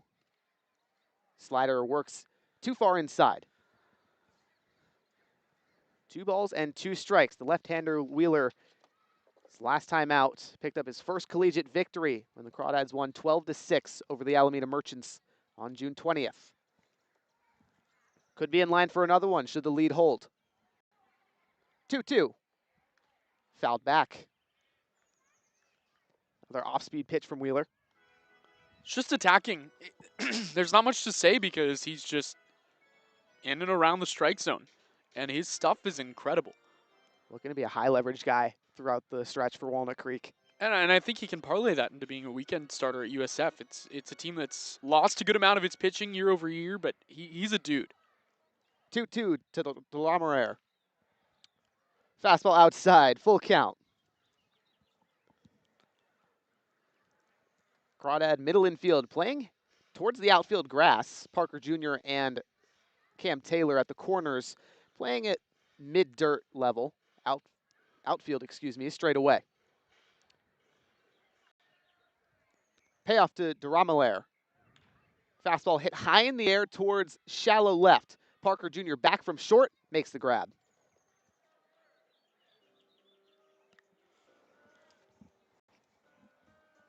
Apt use of shallow left that time. Yeah,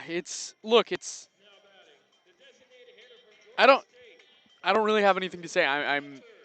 This Sonoma team on paper is more proven even than the Crawdads. Hunter Carlson, a guy that's done it. Case Duramalair that's done it. All up and down the lineup, and right now it's just not in a rhythm. Here's Carlson. First offering to the left-handed designated hitter. Fastball that misses inside. Carlson, the numbers are just unreal. Today, 0 for 2 with a lineout and a flyout, but entered the game .315 hitter, 22 ribbies, which led the CCL, 3 homers, tied for second in the league. 1-0 from Wheeler. Slider deflects off of that front arm guard, and Carlson will get aboard for the first time today via the hit by pitch. Carlson, I think if he played at Monte Vista, would have about 10 home runs right now. Yeah. That ball he hit to center his last time up that Bryden Bull took to right center was probably hit a good 380, 390 feet. And it's so spacious out here. It's got to be fun for Bryden Bull. not fun for a hitter. And I think they might have called that a strike. I think they might have said that Carlson leaned into it. Wow, look at that. Surprising turn of events. Instead of a 2-out base runner, it's a 1-1 count to Carlson. No one on 2 outs at the bottom of the 5th. Lefty Wheeler delivers. Fastball works outside, 2-1. This is not an easy place to get a call benefiting the away team. It's just the Sonoma faithful gets loud. You get your emotions into a little bit, and that's a big one. We saw it earlier today, last inning. Inning started with a call that went overturned against the Crawdads. Here the other way around. 2-1 to Carlson. Off speed and outside, 3-1 to the designated hitter. You're absolutely right. Couple of pickoffs that haven't gone the Crawdads' way over to first. Then the what would have been a ground out from a five. It would have been. Pardon me, I'm looking for it, folks. Lead off the 4th. Michael Jones, who's on deck, grounded over to third. Parker Jr. collected. The throw was originally ruled an out, but then they reversed it. 3-1. Served over. Elijah Ramos tracks it over from short. What an effort. That one was hit on a line into the left center gap. Should have been a base hit. But how about Elijah Ramos leaping up to the arm side and snags it out of the air. 1-2-3. The Crawdads give the Stompers the claw, and now a chance to extend the 4-run lead in the top of the 6th right after this.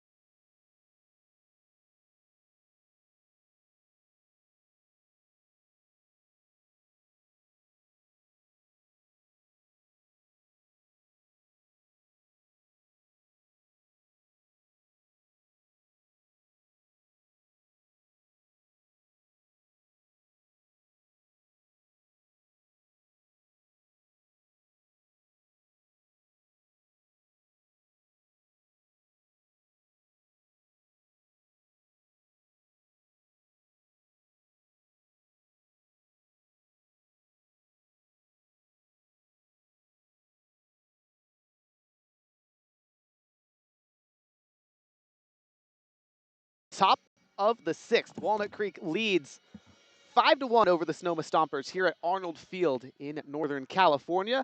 5, 6, and 7 due up for Walnut Creek. Bryden Bull, Cam Taylor, and Elijah Ramos. Crawdads got 4 in the top of the 5th on 3 walks, 2 hits. They did a fantastic job. Now Mason Cortez, who got 3 outs in that inning after relieving Ethan Rowland, steps in, fires a strike outer third to Bull.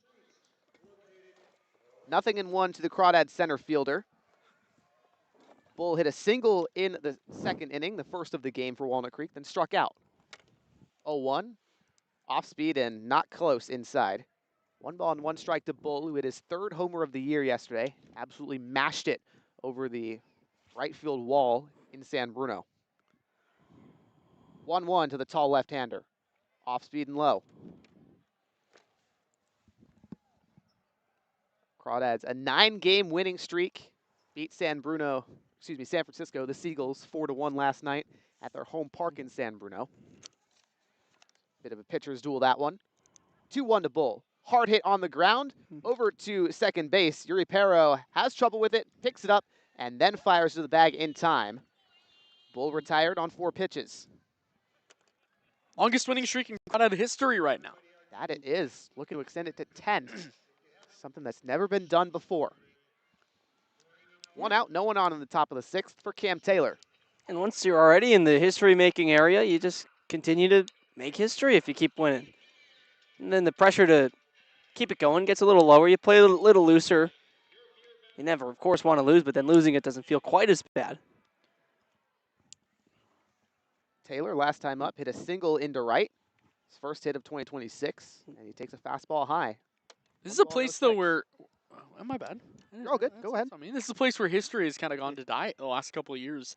Obviously, last year, the season ender, but back in 2022, a long win streak ended here.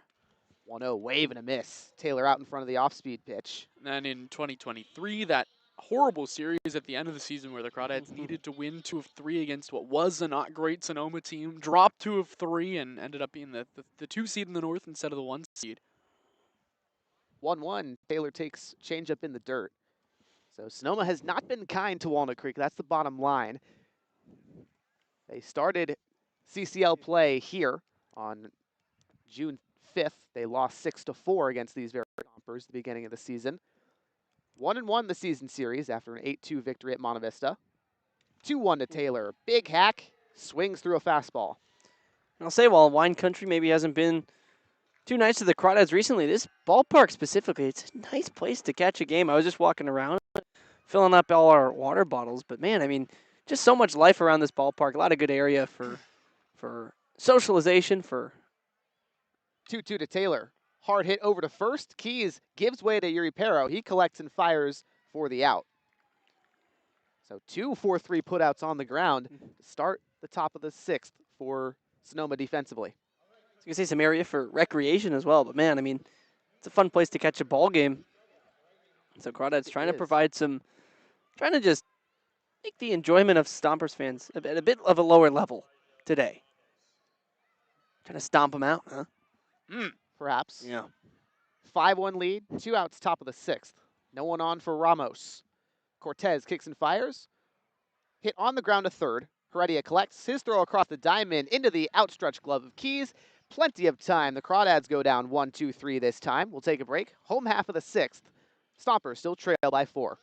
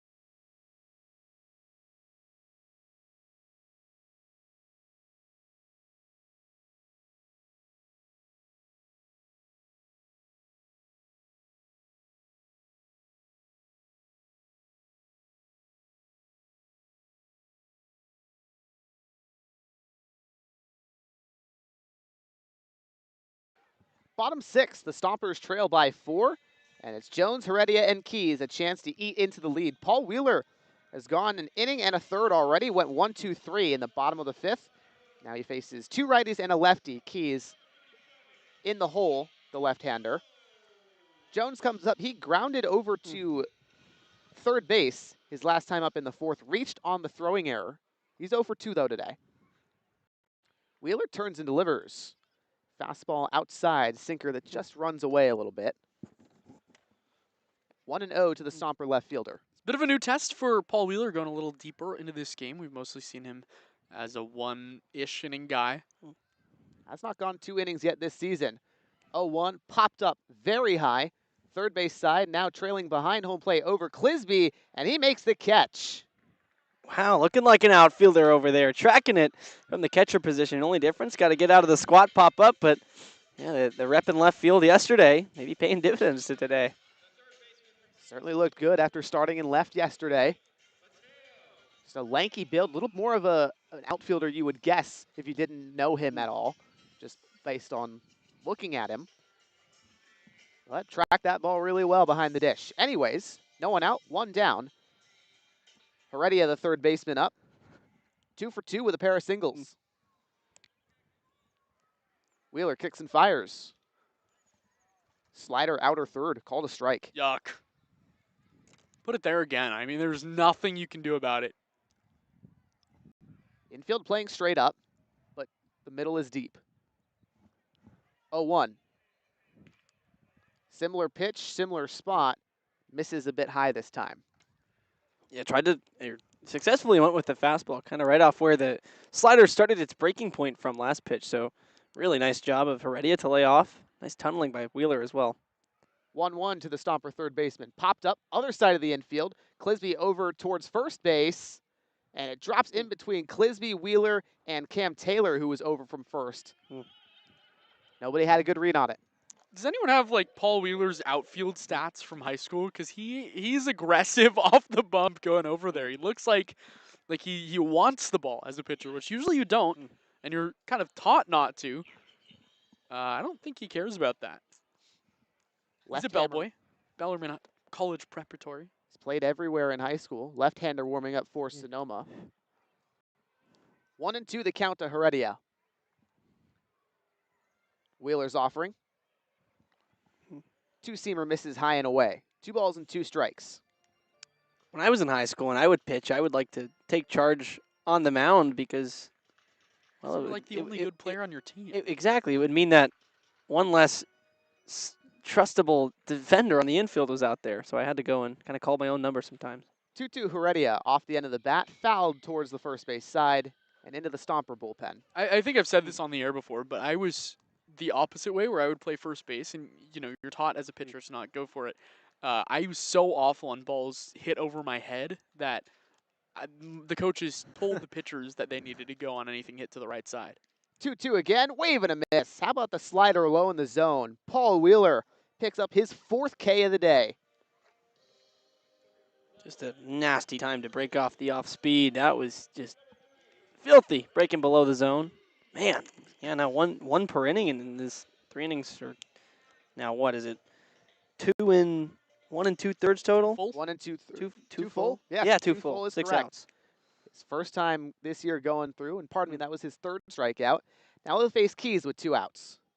First pitch, a slider that does not break, hits Keys square in the backside. And that's now the first hit batter by any Crawdad after it looked like Hunter Carlson leaned into one back in the bottom of the 5th. Anyway, 2-out base runner for Angel Garcia, the right-hander who's got quite a bit of talent on the offensive side. Good player, and these Stompers have a really deep catcher rotation. They've got 3 or 4 D1 guys plus Garcia. Garcia, Copen State guy, hit .308 for them as a true freshman this spring. Working with a 2-out base runner at first. First offering served the other way, foul. Quality line drive, but he was late on it.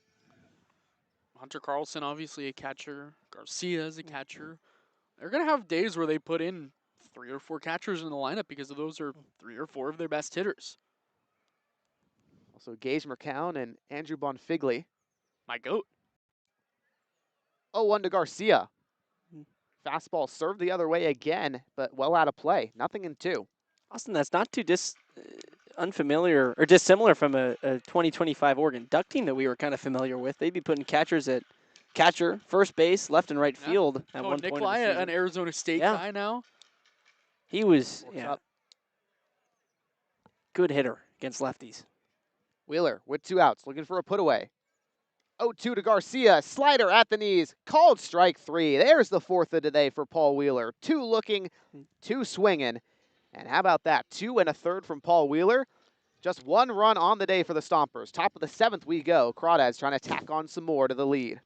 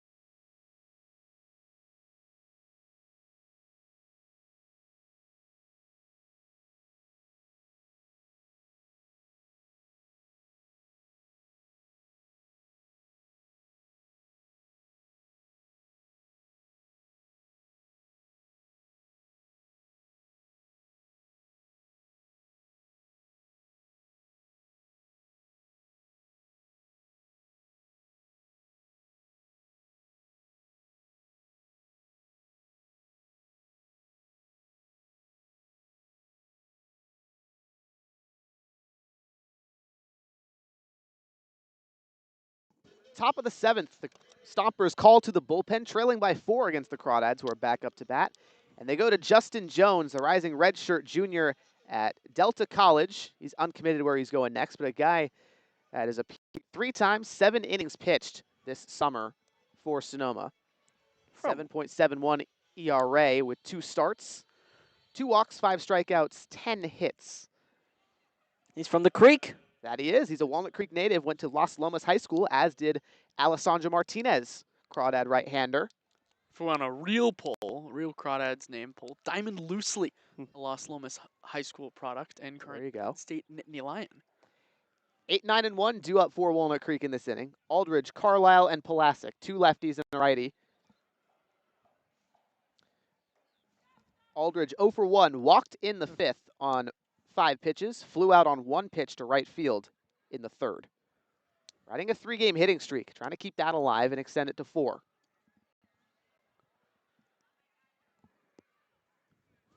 Left-handed right fielder, ready to go. Jones kicks and delivers. Two-seamer works too far outside. Aldridge swings have been looking much better of late. The numbers aren't really showing it, but we've talked about kind of the strikeout-less streak from him, and that's always a good sign. Entered the week, entered the first game, had not struck out in his last 21 plate appearances. Does take a strike there, off speed and inside. Not a ton of BABIP luck, still hitting the ball hard. Loved his swing his first time up, an F9 in the book, but just a good-looking swing, a ball that had a little carry under it. Yeah, pulled hard in the air. 1-1 to Aldridge. Ripped and deflects back off of Jones. Over to second. Double clutch. Yuri Perro ends up picking it from the dirt. Makes the throw to first in time. He's so good at short. Or second, excuse me. Well, I was just going to say, it's been kind of a weird couple innings from him where he's knocked a couple down, but he's got almost a shortstop's arm where he's got such a quick release that he's able to get it over in time still, even when he bobbles the baseball. And he did it perfectly. That's what coaches will tell you. If you don't get it the first try with the glove, always go to the bare hand because it's it's a much quicker transition than to the throwing motion, and did it there perfectly. 1 out, no one on for Lucas Carlisle. First pitch, a fastball high. So this game today becomes huge for the Crawdads because SLO has officially lost 7-3 final in San Luis Obispo. And any chance to make up ground against San Luis Obispo is big. We saw how good they were earlier this season. 1-0 pitch to Carlisle. Fastball, similar spot, too high. SLO entered today 18-4. The Crawdads 13-4. So any chance, like you mentioned, Austin, to get a couple games back is massive. These two teams are going to be fighting for first place in the North all season long. 2-0 to Carlisle. Fastball finds the top of the zone this time. 2-1. And look, just the reality of it is the Crawdads are kind of lucky they don't have to play the Southern teams the whole time. They don't have to play Santa Barbara this year. Or Orange County, or Right. Conejo even, or even the MLB Academy. All 4 of those teams vying for playoff spots.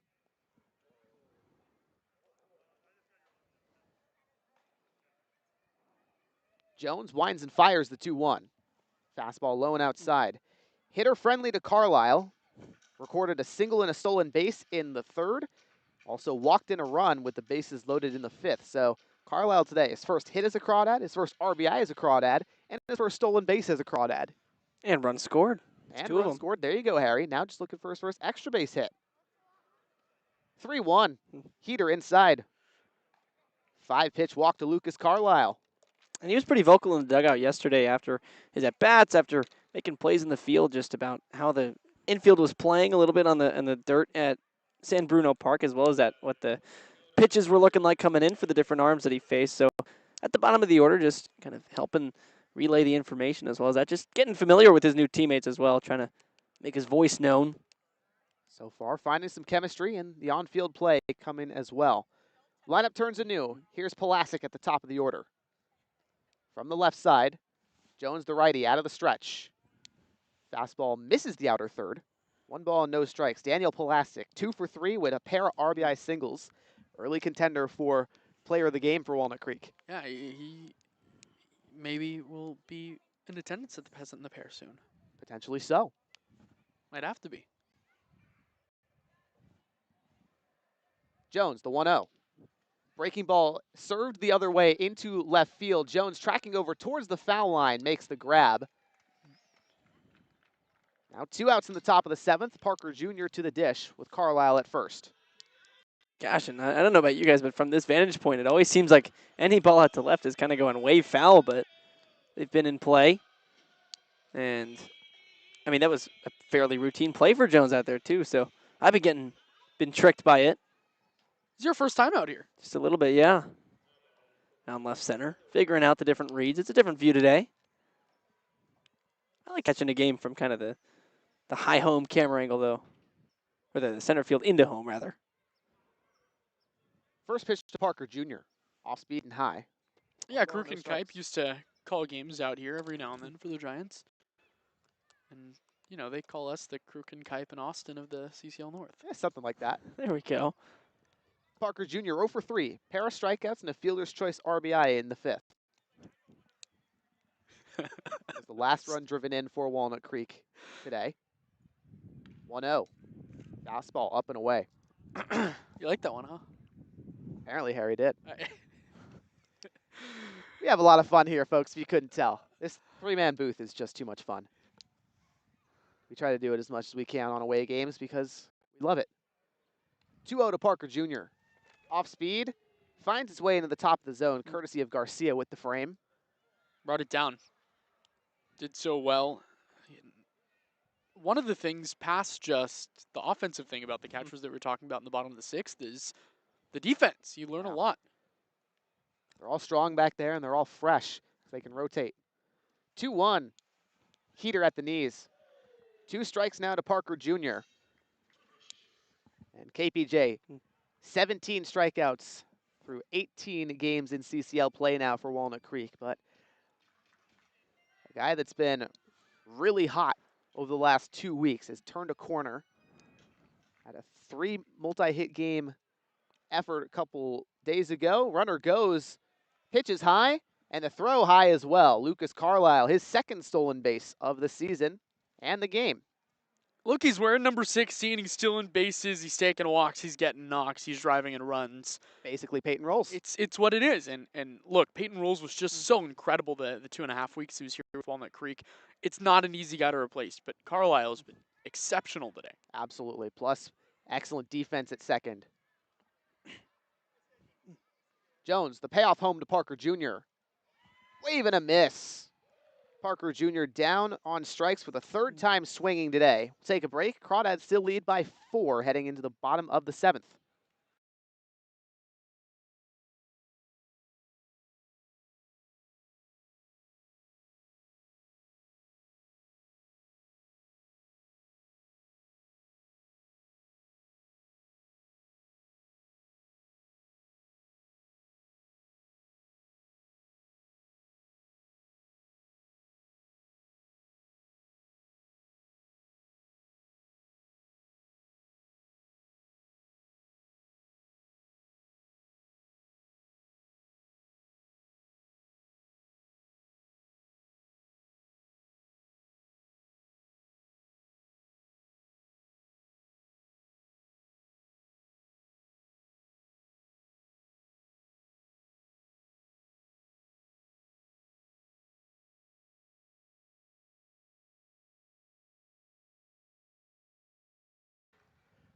So a little bit of confusion. They award Parker Jr.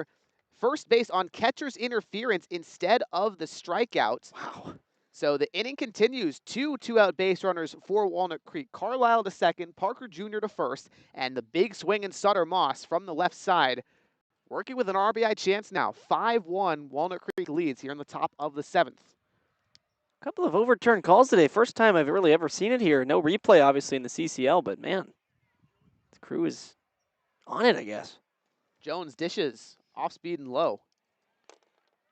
Second time I've had to entirely scratch out something in my scorebook, too. My book is ugly. Yeah, it's looking bad today. You guys need to invest in those erasable pens, man. It's a lifesaver. Today's the number 1 day for those. That You it know. is. 1-0 to Moss. Runners go, wave and a miss. The throw over to third. Carlisle in time. He's safe, I mean. The throw was not in time.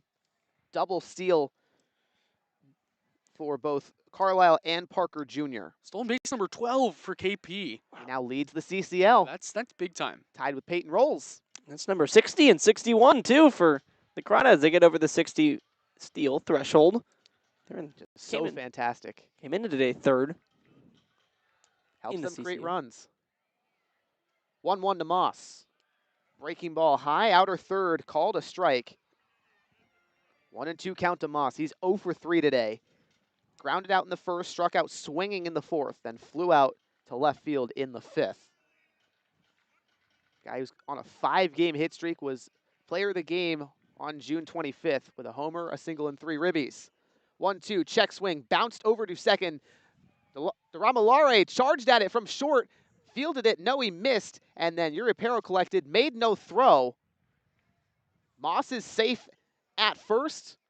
Parker Jr. over to third. Carlisle in to score. The bottom line, 6-1 the Crawdads lead, and I think they've got to call that an error. Yeah. Absolutely, yeah. I guess that's why you get the catcher's interference call, right? Make sure you can review it on the field and get the runner on to first. It'll land the Crawdads an extra run, I guess. Extra run they will indeed add. Runners on the corners, 2 down for Clisby, the cleanup man.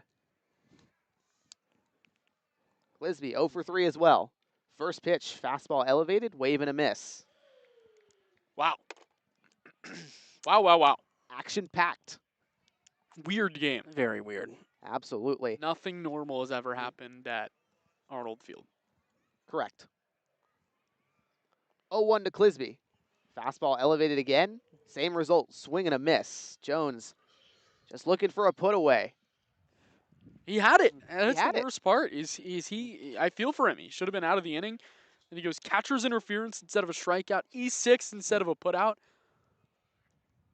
4 outs now? Yeah, sheesh. Another unearned run for the Crawdad offense. 0-2 to Clisby. Strike 3, wave and a miss. Clisby chased after 3 straight fastballs top of the zone. And finally, Crawdads are put away. We'll go to the bottom of the 7th. They do get one more, courtesy of the catcher's interference and the E6 RBI on Sutter Moss. We'll take a break. We'll be back after this.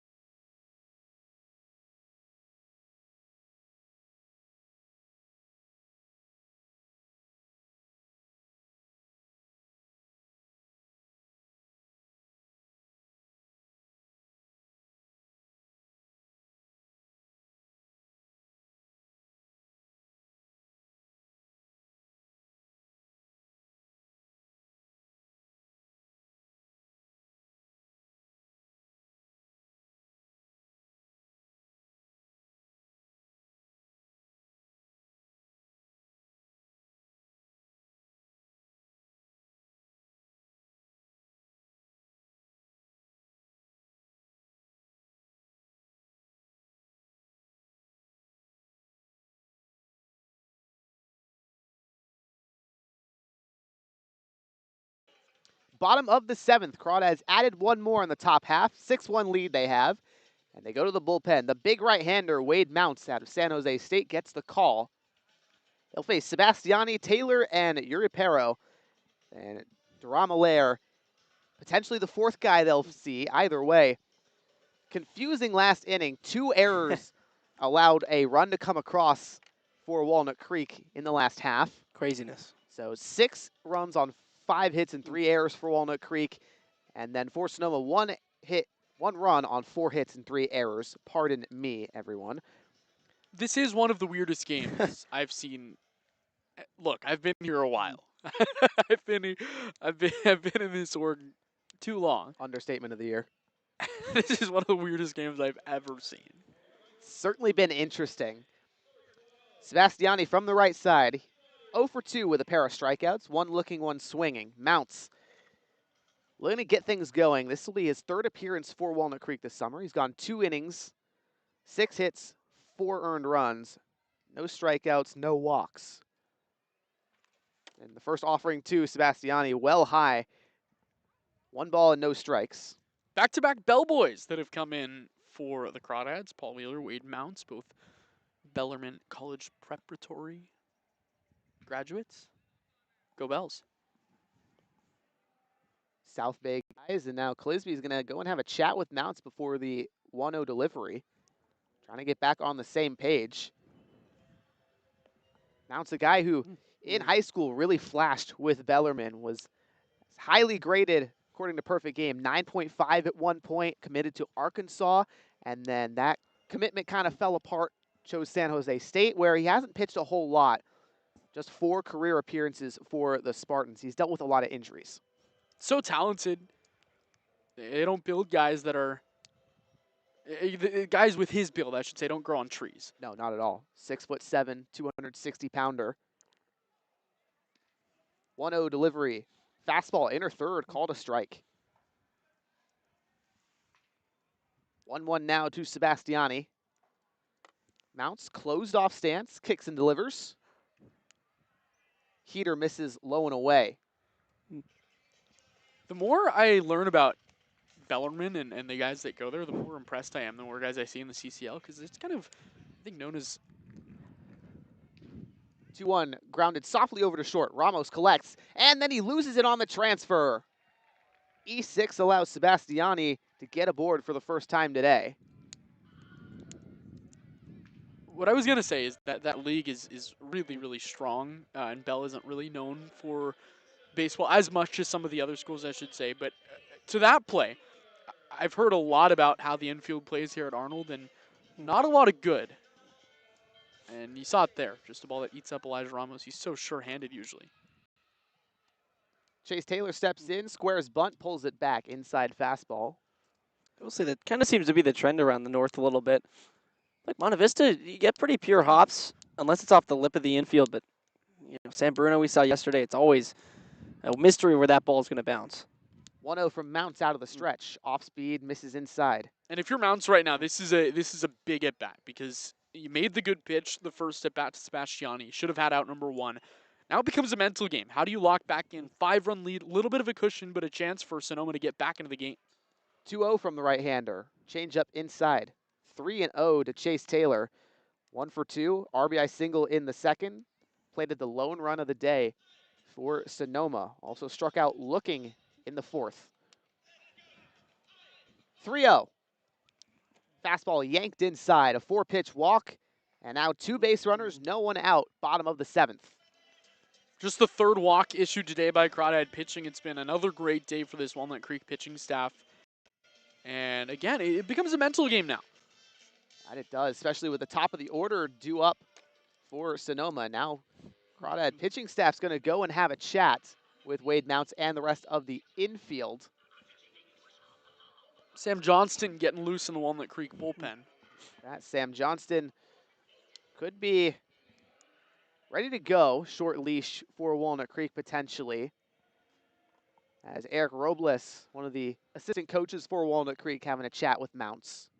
Eric Robles, who I didn't realize until earlier today, is from Butte College.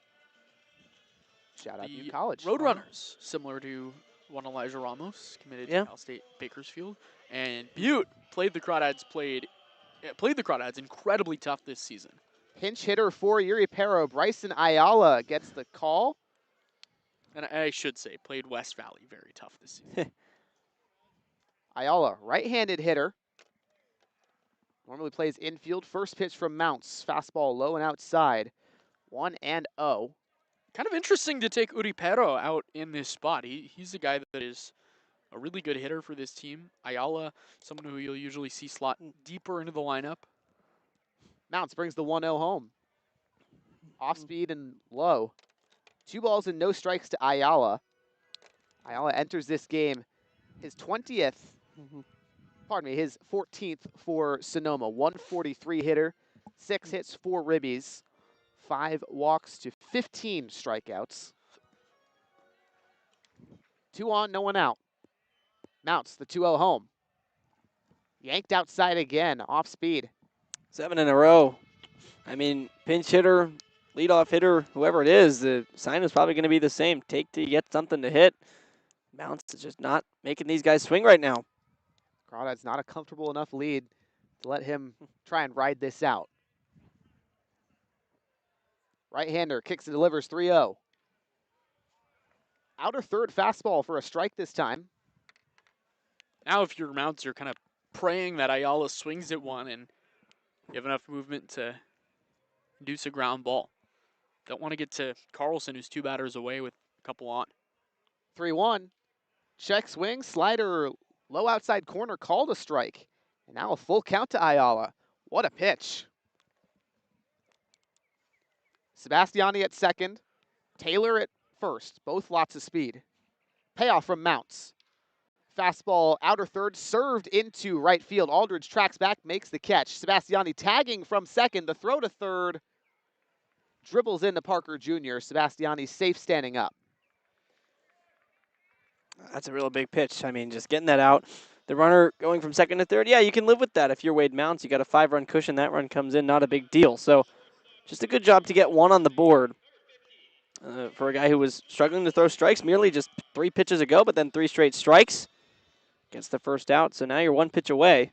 Don't even need to throw a strike. Maybe you get some, the batter to chase that one, roll it over to short, have him roll 2.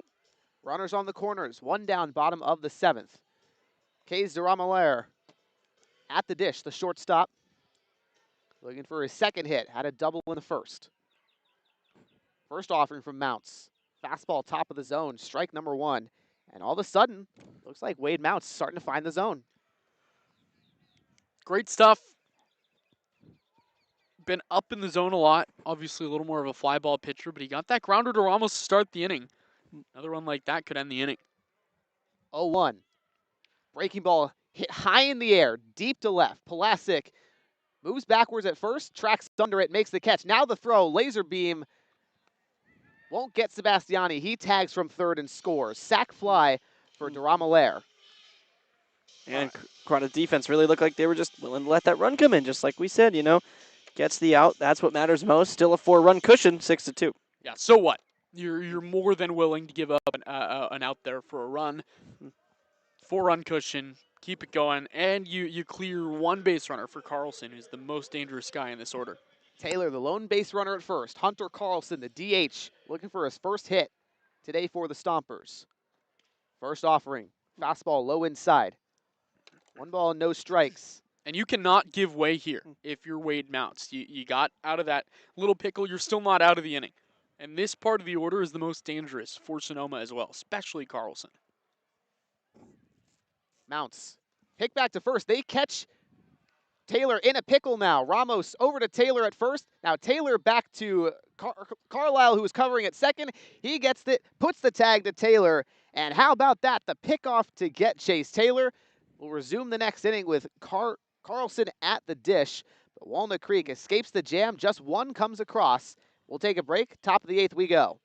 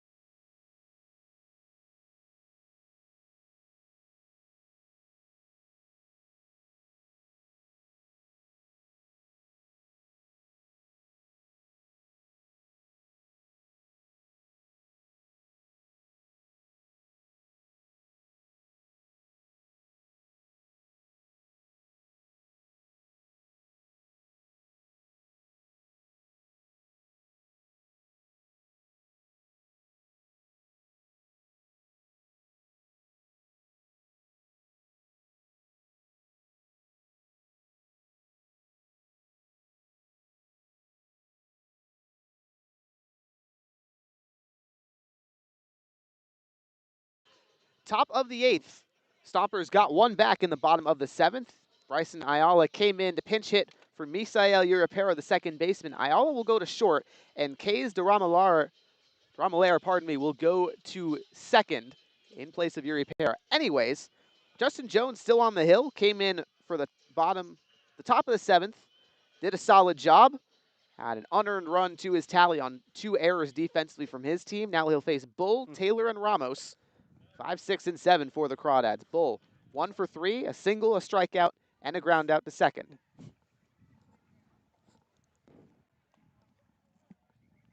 Jones takes his time with the signal.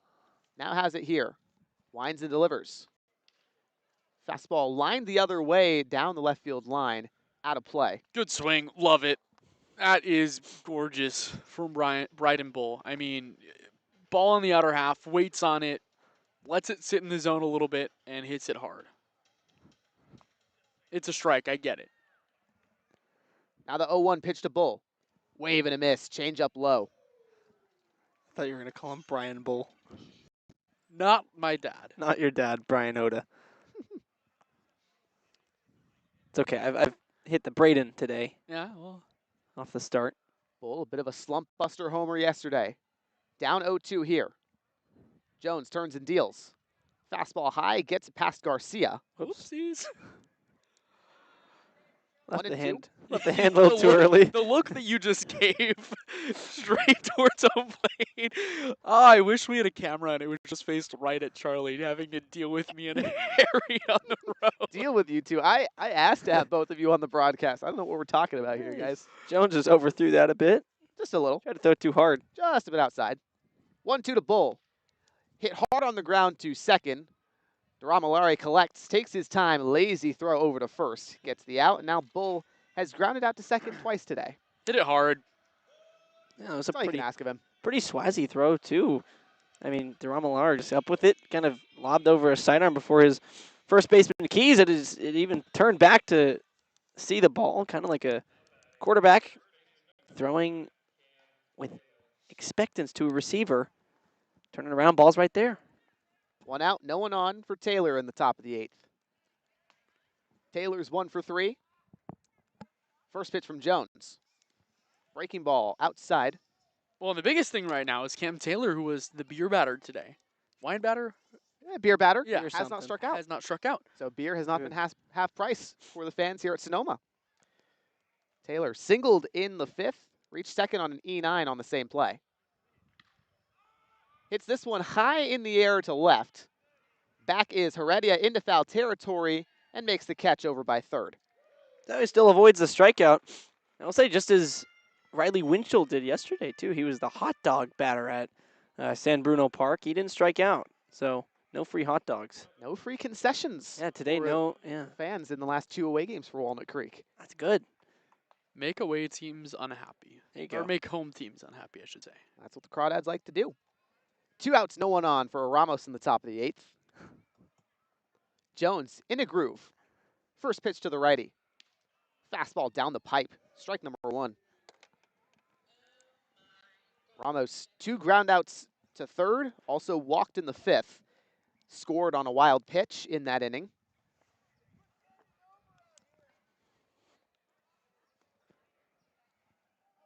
Jones, the 0-1. Ramos takes well outside. Fastball in the dirt. We've got a Sonoma fan chirping the Sonoma players. I don't know Mike who he's Jones out talking and left about. is I don't know who he's talking Pardon to. me, that's actually Nick Sebastiani in left field. Pardon me, folks, for missing that. So Michael Jones, his day is done. So the cousin Sebastiani manning the corner outfield for Sonoma as Ramos takes a fastball high and tight. 2-1. Last year, the Crawdads did not see Nick and Ben in the same game as they both played for Sonoma, but never appeared side by side. Well, it could be the whole, like, you know, we've never seen them in the same room. How do we know that they're not the same person? Until now. Until now. 2-1 to Ramos. Hit hard on the ground, foul towards third. 2-2. I think I heard something along the lines and left of who coached you in high school, which makes me think that it's maybe a former coach, Sebastiani, the The man hometown out kid. there. Okay. It's one working theory.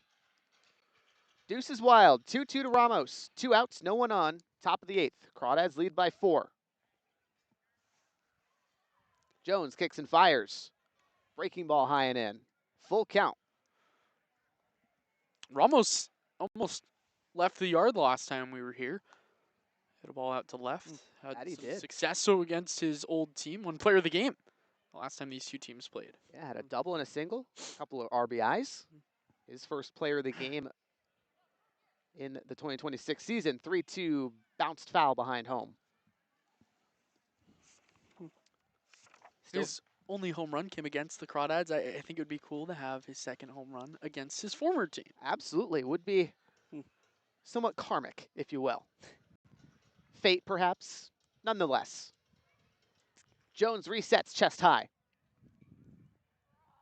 Brings the 3-2 home. Ramos fouls a fastball off.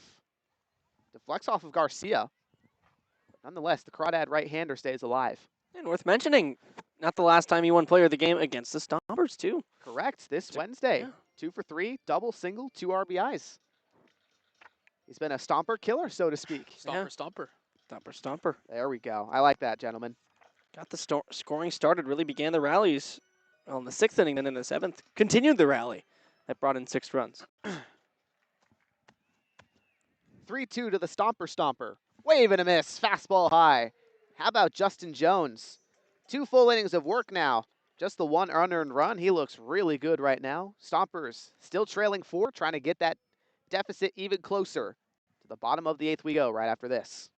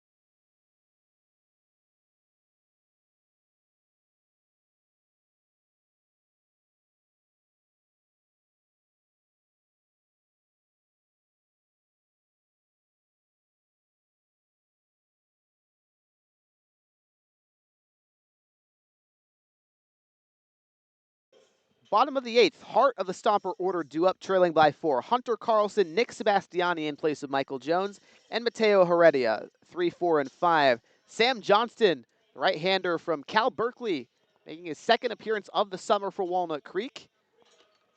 Right-hander, rising redshirt freshman with the Golden Bears, didn't play at all this spring. So appearing in his first collegiate action, generally speaking, this summer. Tall task with Carlson stepping up first, a guy who's lined out twice and flew out once, but is perhaps the biggest bopper in the Stomper order. With Johnston, the big pitch is the big hammer. 12-6 curve straight over the top. Lot of north-south to it. Right-hander turns, kicks, and delivers. First pitch goes to the 12-6, but bounces it in the dirt.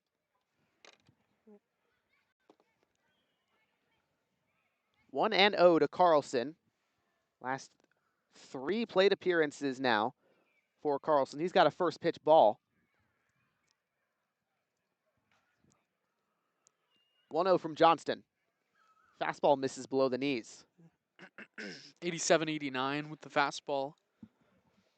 Through once last week. Good to see him back. Pleasant Hill, California native. 2-0 pitch. Ooh, fastball that just missed at the knees. Yeah, looked good. That one sort of on the inner half, but probably called on the basis of high-low, but I don't think it was low.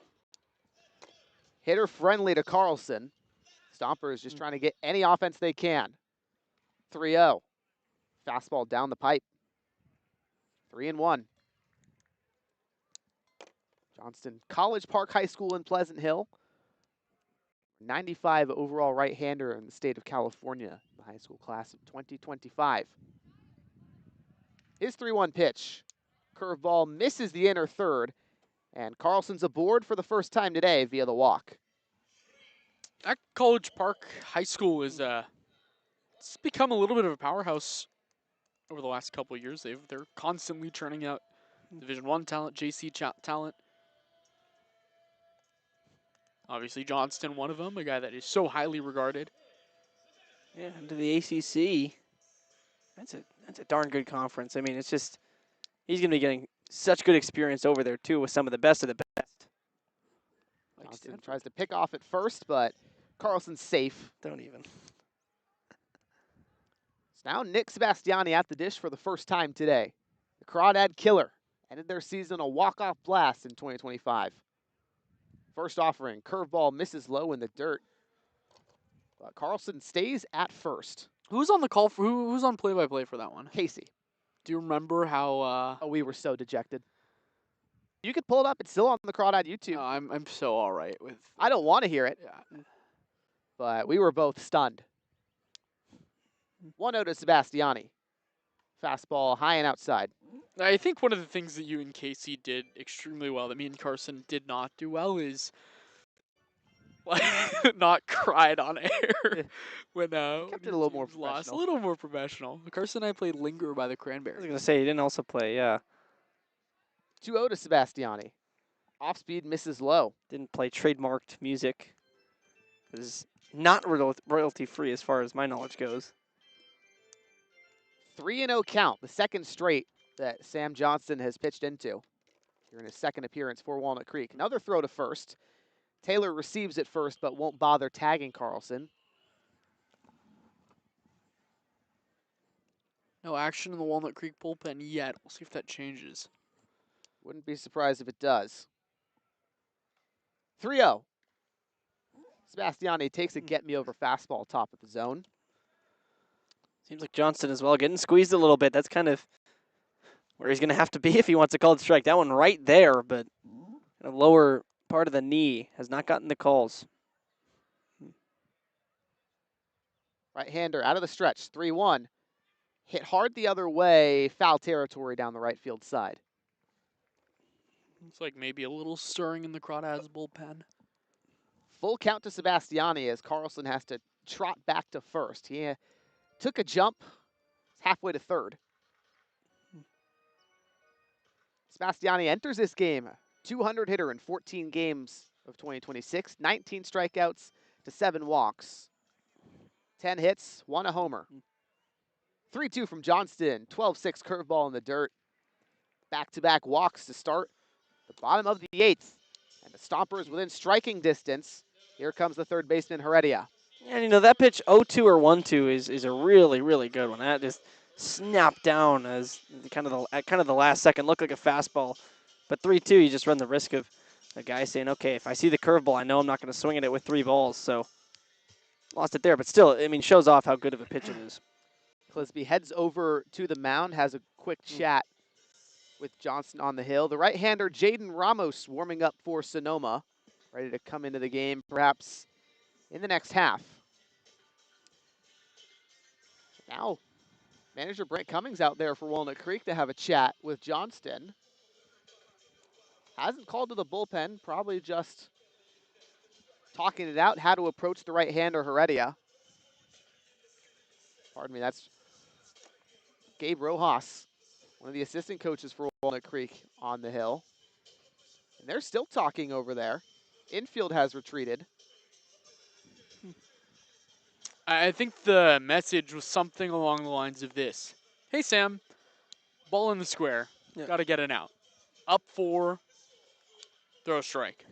This is kind of the Crawdad killer this season. When the Crawdads have lost games, it's been because of the base on balls. Here in Sonoma, first Yeah, time the especially. Crawdads played here. No one outs. Excuse me. No outs, 2 on. First pitch to Heredia. Curveball up and in. 3 straight first pitch balls for Sam Johnston.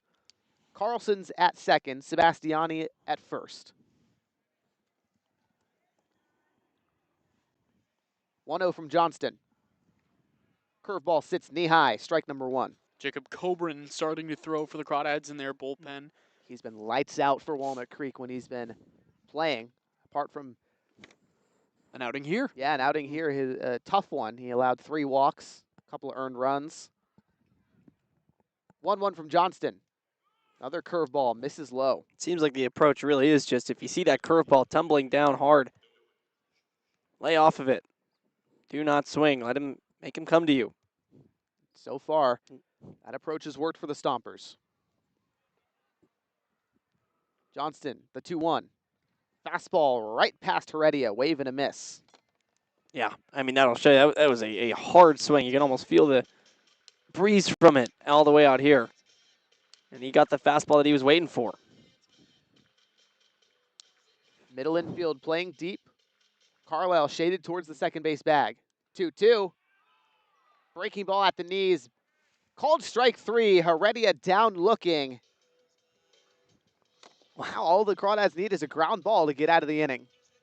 And I was surprised to see that one called too, man. It was kind of on a delay, but man, that is a huge pitch. If he can land that in the zone like that, that will begin to come up on the radar of these Stompers hitters. I think maybe a pinch hitter here. Yep, Anthony Shepler pinch hitting for Trent Keys.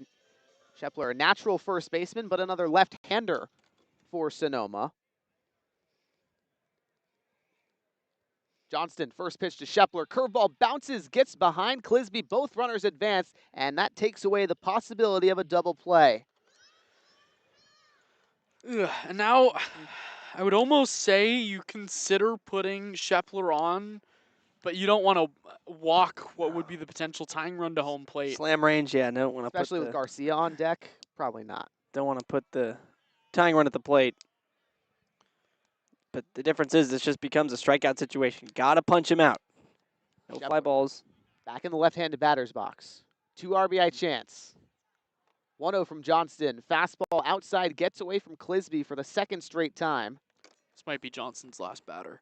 Yep, I think that's probably the direction we're heading here. And Harry, I think to your point, I think you're okay giving up a run for an out here. Still up 4. I think the worst thing would be Correct. a base runner. You'll take an out. Absolutely, yeah, that's Sack fly is fine. accurate. Fly ball or strikeout here. 2-0. Heater outside. Or ground out even. The infield is playing back, except with the exception of Parker at third. He's kind of in. So maybe a hard hit to him. You'll check the runner back, go to first. But up the middle, that's a run scored, but a big second out if they get it. Carlson and Sebastiani aboard. 3-0 to Shepler. Fastball outer third. Strike 1.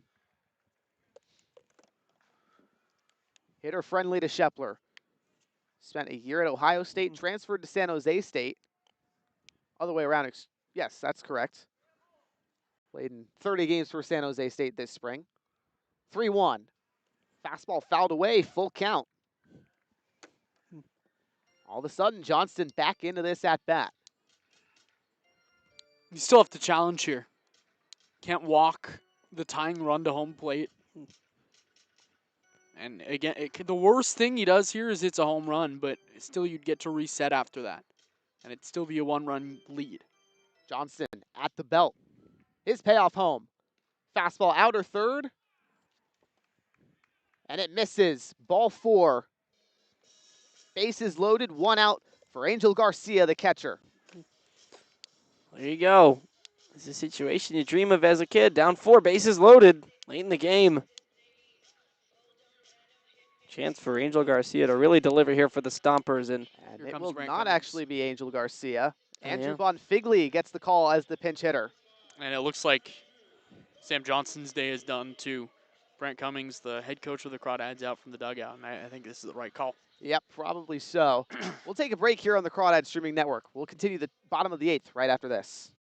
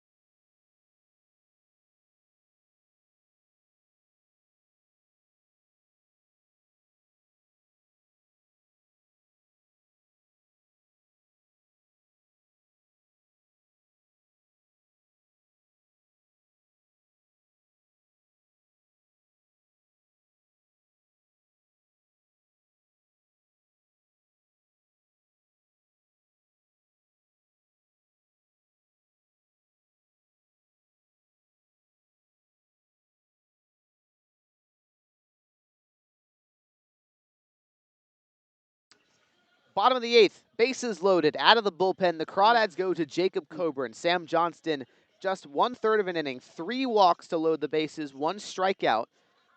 And with Andrew Bonfigley, the pinch hitter, up, Crawdads go to the big right-hander Coburn, 6'3", 210 pounds, making his 9th appearance of the summer. Guy who really can get it done with the whiff stuff. 11 strikeouts, 7 walks, 8 hits allowed this season. That's what it's all about. Winning streak at 9 games, it's on the line. Slow loss today. This game is huge for the Crawdads. Sonoma's going into its bench a little more. Andrew Bonfigley replaces Angelo Garcia. This is a guy with pop, and this is a guy who loves playing here in Sonoma. And on the other end, Coburn, it's been a workhorse for the Crawdads. They need him to get out of this inning. Yeah, it throws a lot of gas too, but when you look at that too, the outlook of it is that as a hitter, he supplies the power for you in a way too. So if you kind of just can shorten up a little bit, if you are Andrew Bonfigley, the catcher, try and get on underneath something a little bit, connect with it. Again, with Coburn's high velocity, it supplies a little bit of the power, so could be in danger of riding one out of here, tying this game up. Bonfigley, 5 games, 231 hitter, 1 RBI. He's the tying run at the dish. First pitch from Coburn, fastball, outer third for a strike. High heat from Jacob Coburn, sits between 92. Now this one grounded up the middle. Ramos over from short, steps on second. The throw across the diamond pulls Cam Taylor away. 1 run will score. Now Sebastiani comes in as this is into, now not into the bullpen, or the dugout, excuse me. Taylor picks it out, throws it to first. Carlisle covers, tags Bonfigley at second. 2 runs come across in the chaos. Wow. What just happened? I don't know. That was bizarre. So it looked like, at first I thought the ball was In the dugout. in the dugout, and there's no argument. No, not at all. Stomps are coming back onto the field. Well, Wow. look at that. Either way, Stompers get 2 more. The Crawdad lead just 2. To the top of the 9th we go.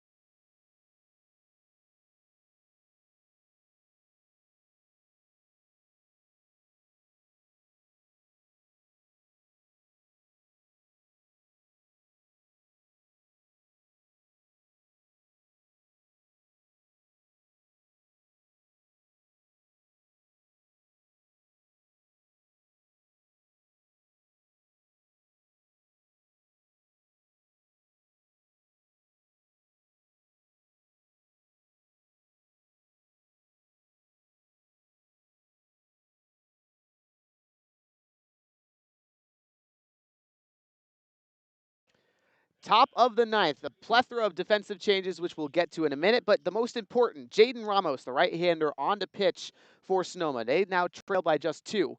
Aldridge, Carlisle, and Pulaski due up for Walnut Creek. Ramos' first pitch misses high, 1-0.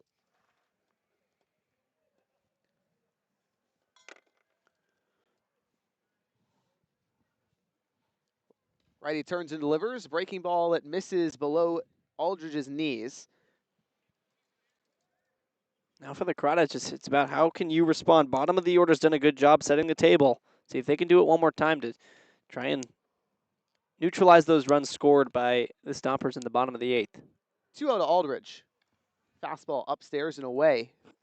And a 3-0 count's a real good start. Yep, hitter friendly. Connor Johnson takes over in center field from Chase Taylor. Anthony Shepler takes over from Keys at first. Von Figley behind the plate as well. That he is. Von Figley has the sign in to Ramos. Now he kicks and fires. 3-0.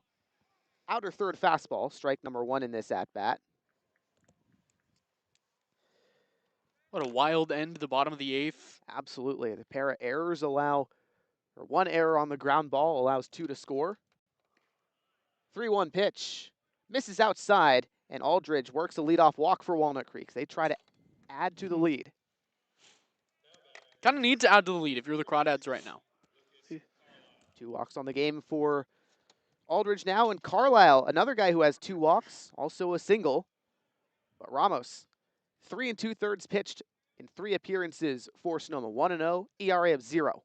5 Ks, no walks. That one just his first. First offering to Carlisle out of the stretch. Righty squares bunt, pulls it back, breaking ball low and outside. What a game for Carlisle. This is Breakout. not his debut, of course, but it's the big game. 3 stolen bases, 2 walks, 3 runs, a hit, a ribby. He's just mashed. 1-0. Bunt squared over towards third, and Carlisle legging out towards first. The throw not in time, gets away from Shepler anyway, and all the way over to third goes Aldridge. He's safe sliding head first. So I'm going to say perfect bunt single. Then I'm going to guess E3 on the drop throw from Shepler. That's what allows Aldridge to go to third. But I don't know if you can place a bunt better than that. If you are Lucas Carlisle, that is incredible. And what a ugly scoreboard right now. 6 runs, 5 hits, 5 errors for the Crawdads. Wow. Here's Pulasic, top of the order. Fastball high, the first pitch to him. And Pulasic, if there's any guy to get it done to add more for Walnut Creek, it's Daniel Pulasic. 2 for 4 with a pair of RBI singles already. Runners on the corners, no one out, top of the 9th. Ramos peers back, calls for a balk potentially. Did he balk? I think he they were just telling him to step off. disengaged first before making a move. Didn't end up throwing over to first, where Carlisle's taking a hefty lead. First pitch to Pulasic, pardon me, the 1-0 flared the other way, foul territory, left field side, out of play, 1-1. These lights are pretty low here in Sonoma, so any ball in the air, you're going to have to make a difficult play on. We saw that ball almost get over the lights. That's a difficult play. It's hard to track, yeah, and it's kind of at that level where it's not quite fully pitch dark. So still kind of can get lost in the sky. Pulasic, 8 for his last 21. He's turned it on for Walnut Creek. 1-1. Heater misses in. Almost as many errors in this game as there are runs and hits. 9 combined errors, 10 combined runs and hits. Ugly. Very crazy game. Ramos sets at the belt. Winds and delivers out of the stretch. Bounces in front of Pulasic, and now Aldridge coming in from third. He'll score. The throw gets away from the covering pitcher, Ramos. Carlisle will stay at second base. Wild pitch. The Crawdads lead 7-4 now. I don't know if there's any other way that run was coming home, right? You just kind of felt it with the ugliness of this game. And to boot, the ball went over the head of Ramos on the throw back. And now if you're the Crawdads, you just have to add on. Put up a 5 spot this inning and take any of the life out of Sonoma. Still an RBI chance. Carlisle goes to second. No outs, top of the 9th. 3-1 to the UC Irvine Anteater. Hit high, over towards left, out of field. Full count now to Pulasic.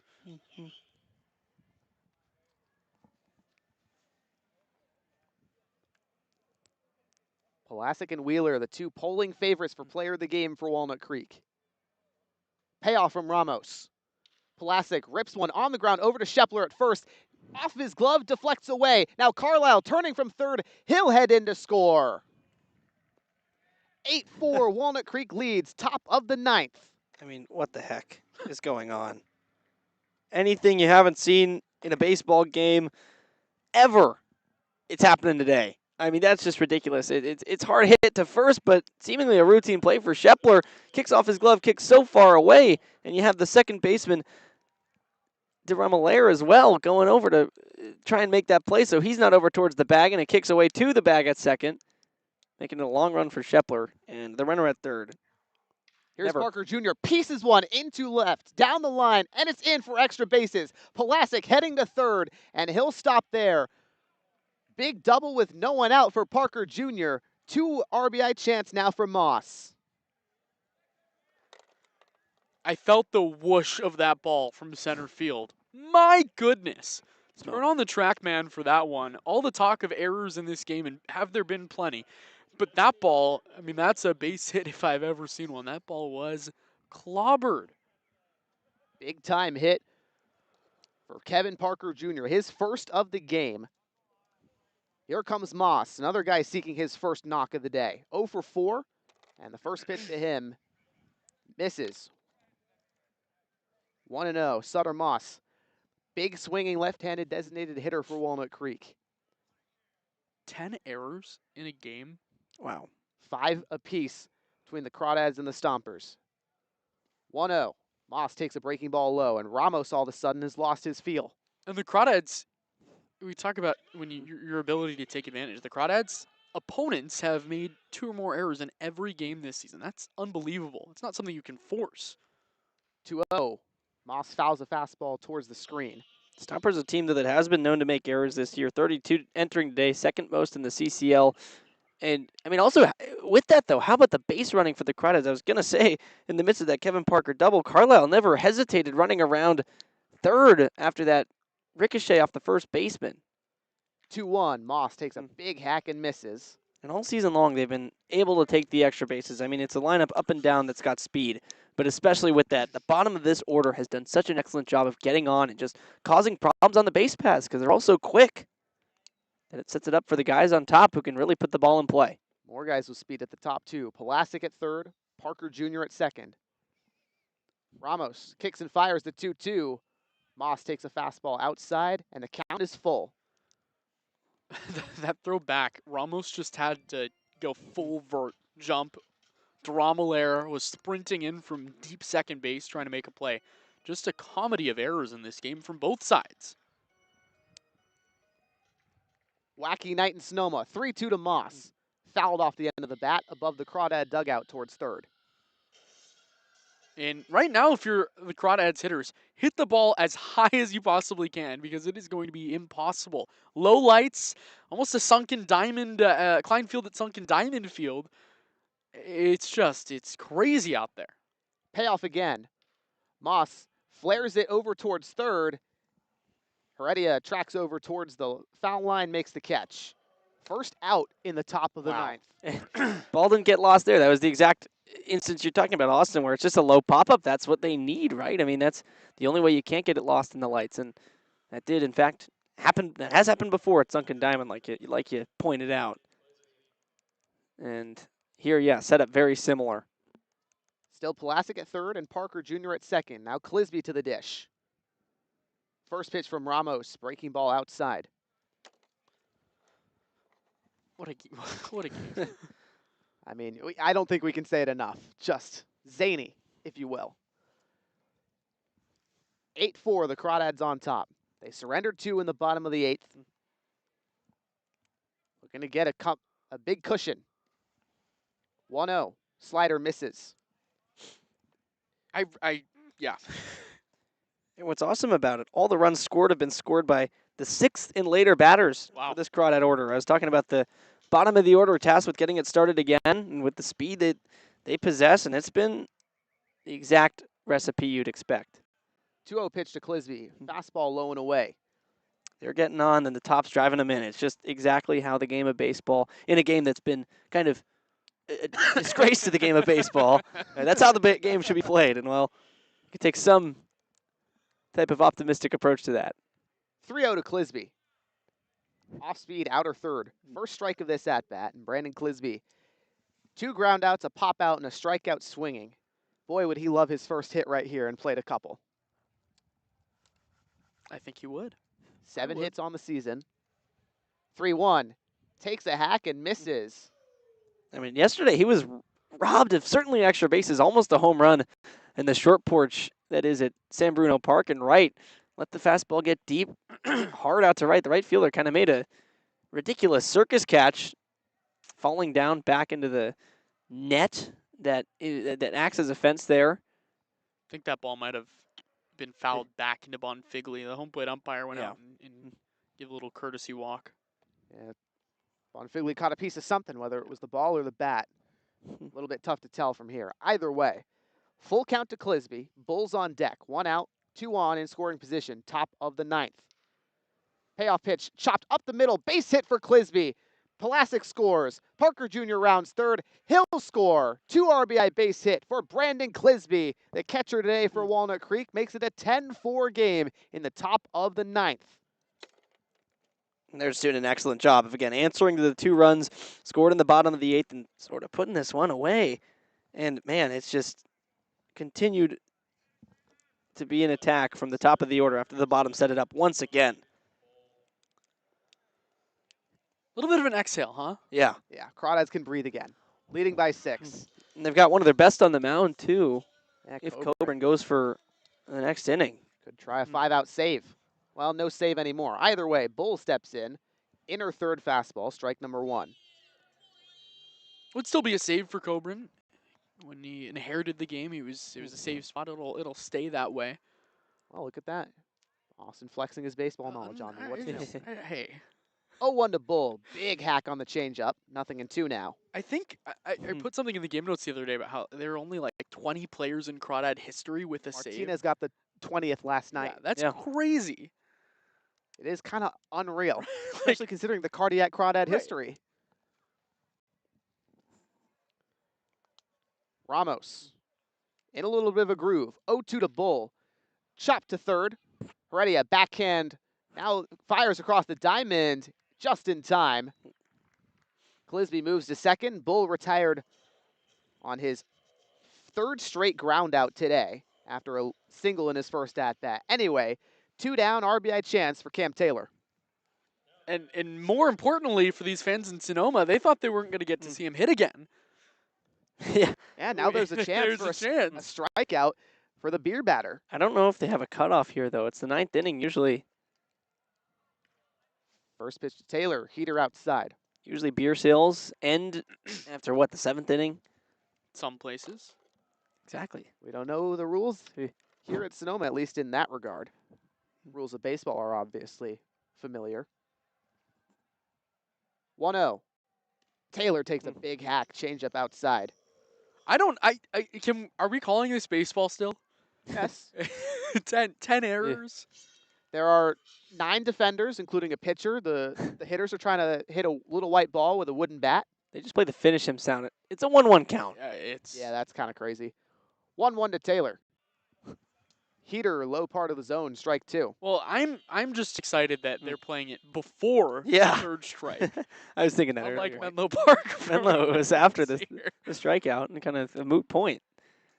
Ramos. The 1-2 to Taylor. Wave and a miss. There it is. The beer batter strikes out for the first time today. And with that, the Crawdads finally done in the top of the 9th. Not before they put up 4 more. We'll take a break. Stompers trailing by 6 to the bottom of the 9th.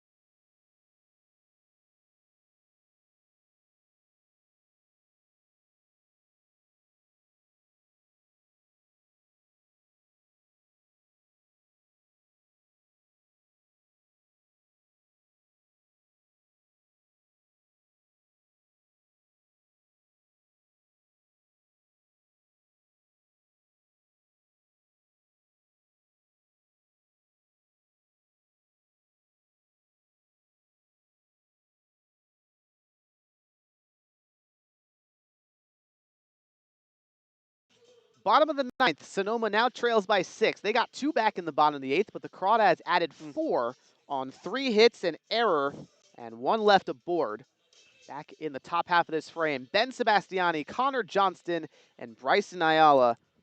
Chance to get something started, but Jacob Coburn, the hard-throwing right-hander, back out, and he does, have a save chance because he came in and got out of a bases-loaded jam in the bottom of the 8th. It's one of those weird baseball quirks. I wonder, I mean, this That's why is you love this sport. only 2 saves on the season for the Crawdads. Chance for saves in back-to-back days. Coburn kicks and fires. Slider outer third. It's a strike. And one of them's in a 4-1 game of yesterday, and this one's in a 10-4, 10 error, 12 hit. Clearly a save, guys. Smorgasbord of a game. Smorgasbord. That's a way to put it. 0-1 to Sebastiani. Slider misses away. And that's, you know, a nod to how handily the Crawdads were beating opponents. I mean, the offense had just been running it up religiously. Now still finding ways to win in close ones. 1-1, fastball, wave and a miss. As Coburn powers it past Sebastiani on the outer third. Ben Sebastiani, mind you, the left fielder, where he started out this entire game. His cousin Nick came in to play left field, Ben Sebastiani's been playing right. Even I get confused. As he fouls one off here from Coburn. Still 1-2. A couple of years ago, there were another set of cousins that might have also been named Ben and Nick. One of them was definitely, well, the other one was Josh. It was Ben and Josh Pernetti. There you go. Austin and I showing our age here in the CCL. 1-2, wave and a miss. Coburn, pure filth with the slider down low. Ew! Gross! Stinky, even. Cal Baseball quote tweeted me the other day. And Yeah, that was awesome. and that was really cool. Because I said something about Miles Tencher and how That was you. the Crawdad admin said something about Miles Tencher and how the Crawdads admin needed to find some new words to say gross, and they said this is just normal for Tench. You know what it is. That was a very cool tweet. Coburn now to face Connor Johnston, the center fielder, misses outside, ball 1. Coburn's kind of that same way where his stuff is just disgusting, and he's a guy that hasn't even really been pitching full-time for a while.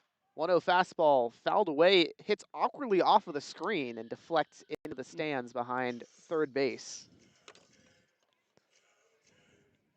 And you're absolutely right. Coburn played catcher a lot in high school as well as pitching, but just committed full-time this spring with Sac State to being on the mound.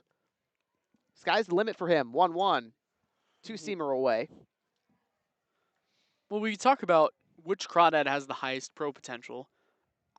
My tally is to Coburn right now with just the pure velocity. Someone will take a chance on his build, his velo. 1-2. Runs inside. Johnston turns away to avoid getting hit. 3-1. And just his stuff. Like, he's got kind of that bulldog mentality. We're seeing him pitch close to the double-digit mark of times appeared this year. That's big time. Righty with the 3-1.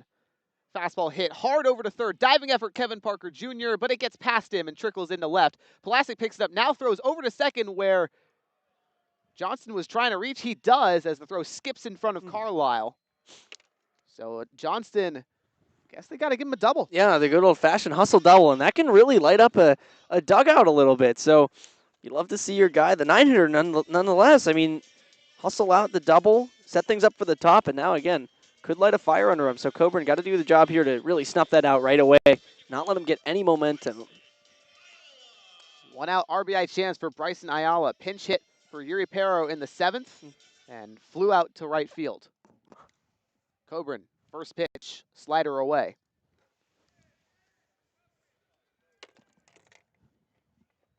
I want to, well, actually, after this pitch, I'll let you do your job. Thank you, buddy. 1-0, slider, same spot, wave and a miss this time. I want to shout out Cam Taylor for that previous play, the Johnson double. Went down the third base line. Pulasic's throw was fine. It skipped over the glove of Carlisle. Taylor was lined up perfectly. 1-1, fastball, belt high, strike 2 to Ayala. And he had to back up the play. And look, it's a 6-run game where there's been 10 errors, and it's been ugly baseball. We're almost 3.5 hours in, and Cam Taylor is still playing his tail off.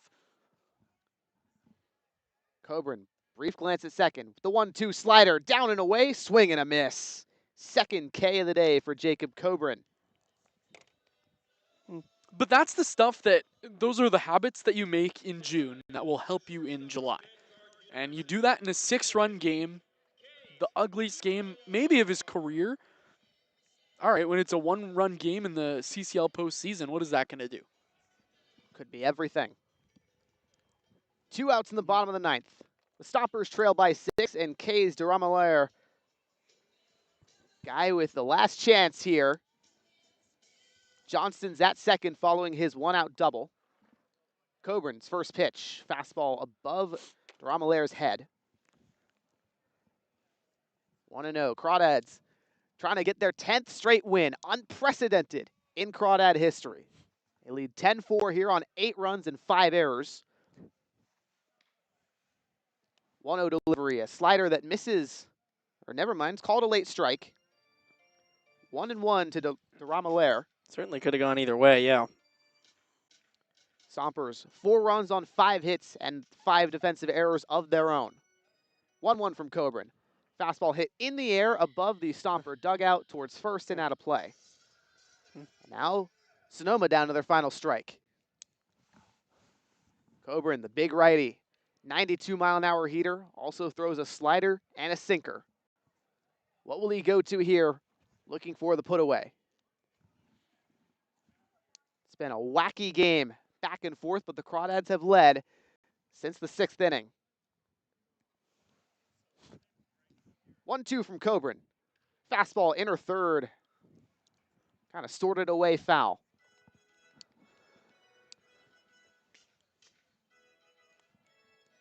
I mean, Coburn won that pitch. 1-2. Gets the fastball in way late. Half swing, lazy swing by Kays. And so, that said, though, Duramalair stays alive. But hope has to be fleeting in that Sonoma dugout. The 1-2 again. Fastball from Coburn high. He whipped it there, but missed on the location. 2 balls and 2 strikes. And playing charge here, down by 6 in the bottom of the 9th. Feels a little bit hopeless. Coburn kicks and deals. 2-2. Slider outer third. Called a ball. Some fans in left screamed charge. I gotta tell you, Sure, man. by the 9th, you know, the drinks have been flowing. That's a good point, Harry. Having fun. Just like we are. Having a lot of fun. Payoff from Coburn. Fastball high and outside. And all of a sudden, the Stompers just a little closer. First and second with 2 down, bottom of the 9th. Charge! He willed him to that walk. And notably, guys, Hunter Carlson at the dish, the most dangerous hitter in the Stomper order, who has yet to record a knock. I remember a couple of years ago, 4 or 5 years ago, my first with the Crawdads, the Sonoma broadcaster, his name was Michael, I don't remember his last name, he's an Arizona State guy, he used to, well... First pitch to Carlson, off speed and outside. He used to, when it became an 8-run game, would say, it's a 2-slam game, it's only a 2-slam game. That's never left my vernacular. I just think that's hilarious. It's a 1.5 slam game, if you will. Well, it's a 2-3-run home run game right now. Exactly, a spot in which Carlson could certainly do just that, at least get one of them. 1-0 count to Carlson, a pair of lineouts, a flyout, and a walk. 1-0, hit high in the air to center field. Shallow infield, rather. Now Carlisle tracks over it, originally overran it, moved back to his left, put it into the glove, and there you have it, folks. The Crawdads win 6 runs over the Stompers, 10-4, and they pick up their 10th straight victory. Wow, guys, what a game. Ready to go home. I think we all are. We witnessed history, though. Wow. Look, ugly game in this one, both sides. Really not pretty. 10 straight wins doesn't happen a lot, and that's something that should be celebrated. What an unbelievable start to this season the Crawdads have had. 15 wins in conference play, and it's June 27th. Yeah, unbelievable stuff for Walnut Creek. They are blazing hot, looking to take charge of the North. They get a game on San Luis Obispo, even more notably because the Blues lost tonight. And now just 3 games separate these two teams at the top of the division. It's big time. Crazy tough. That is, yeah, it's just a massive win. You need since they have already played, what, 4 more games, 5 more games than the Crawdads, it's just, you got to look out for whenever they lose because they were at 18-4. Crawdads were at 13-4, so they already had the same amount of losses. Now you make up a little bit of ground. You just got to keep chipping away like that. And all the Crawdads can do is just keep winning. Just worry about themselves. They will try to do so tomorrow. We head back home to Monte Vista. The Crawdads will take on the Seagulls for 80s night. It'll be a fun broadcast here on the Crawdads streaming network. Harry Setrakian and myself, Charlie Limoncelli, will be back on that one with both of our cameras, our center field cam and high home. So tune in for that one, folks. The Crawdads trying to get their, I believe it's their 7th win over the Seagulls this season already. Anyways, for our producer, Jack Brooks, for Harry Setrakian and Austin Ota, my 2 fantastic co-broadcasters, Charlie Limoncelli signing off. And we'll see you folks tomorrow, 4 o'clock, Monte Vista High School, right here on the Crawdads streaming network.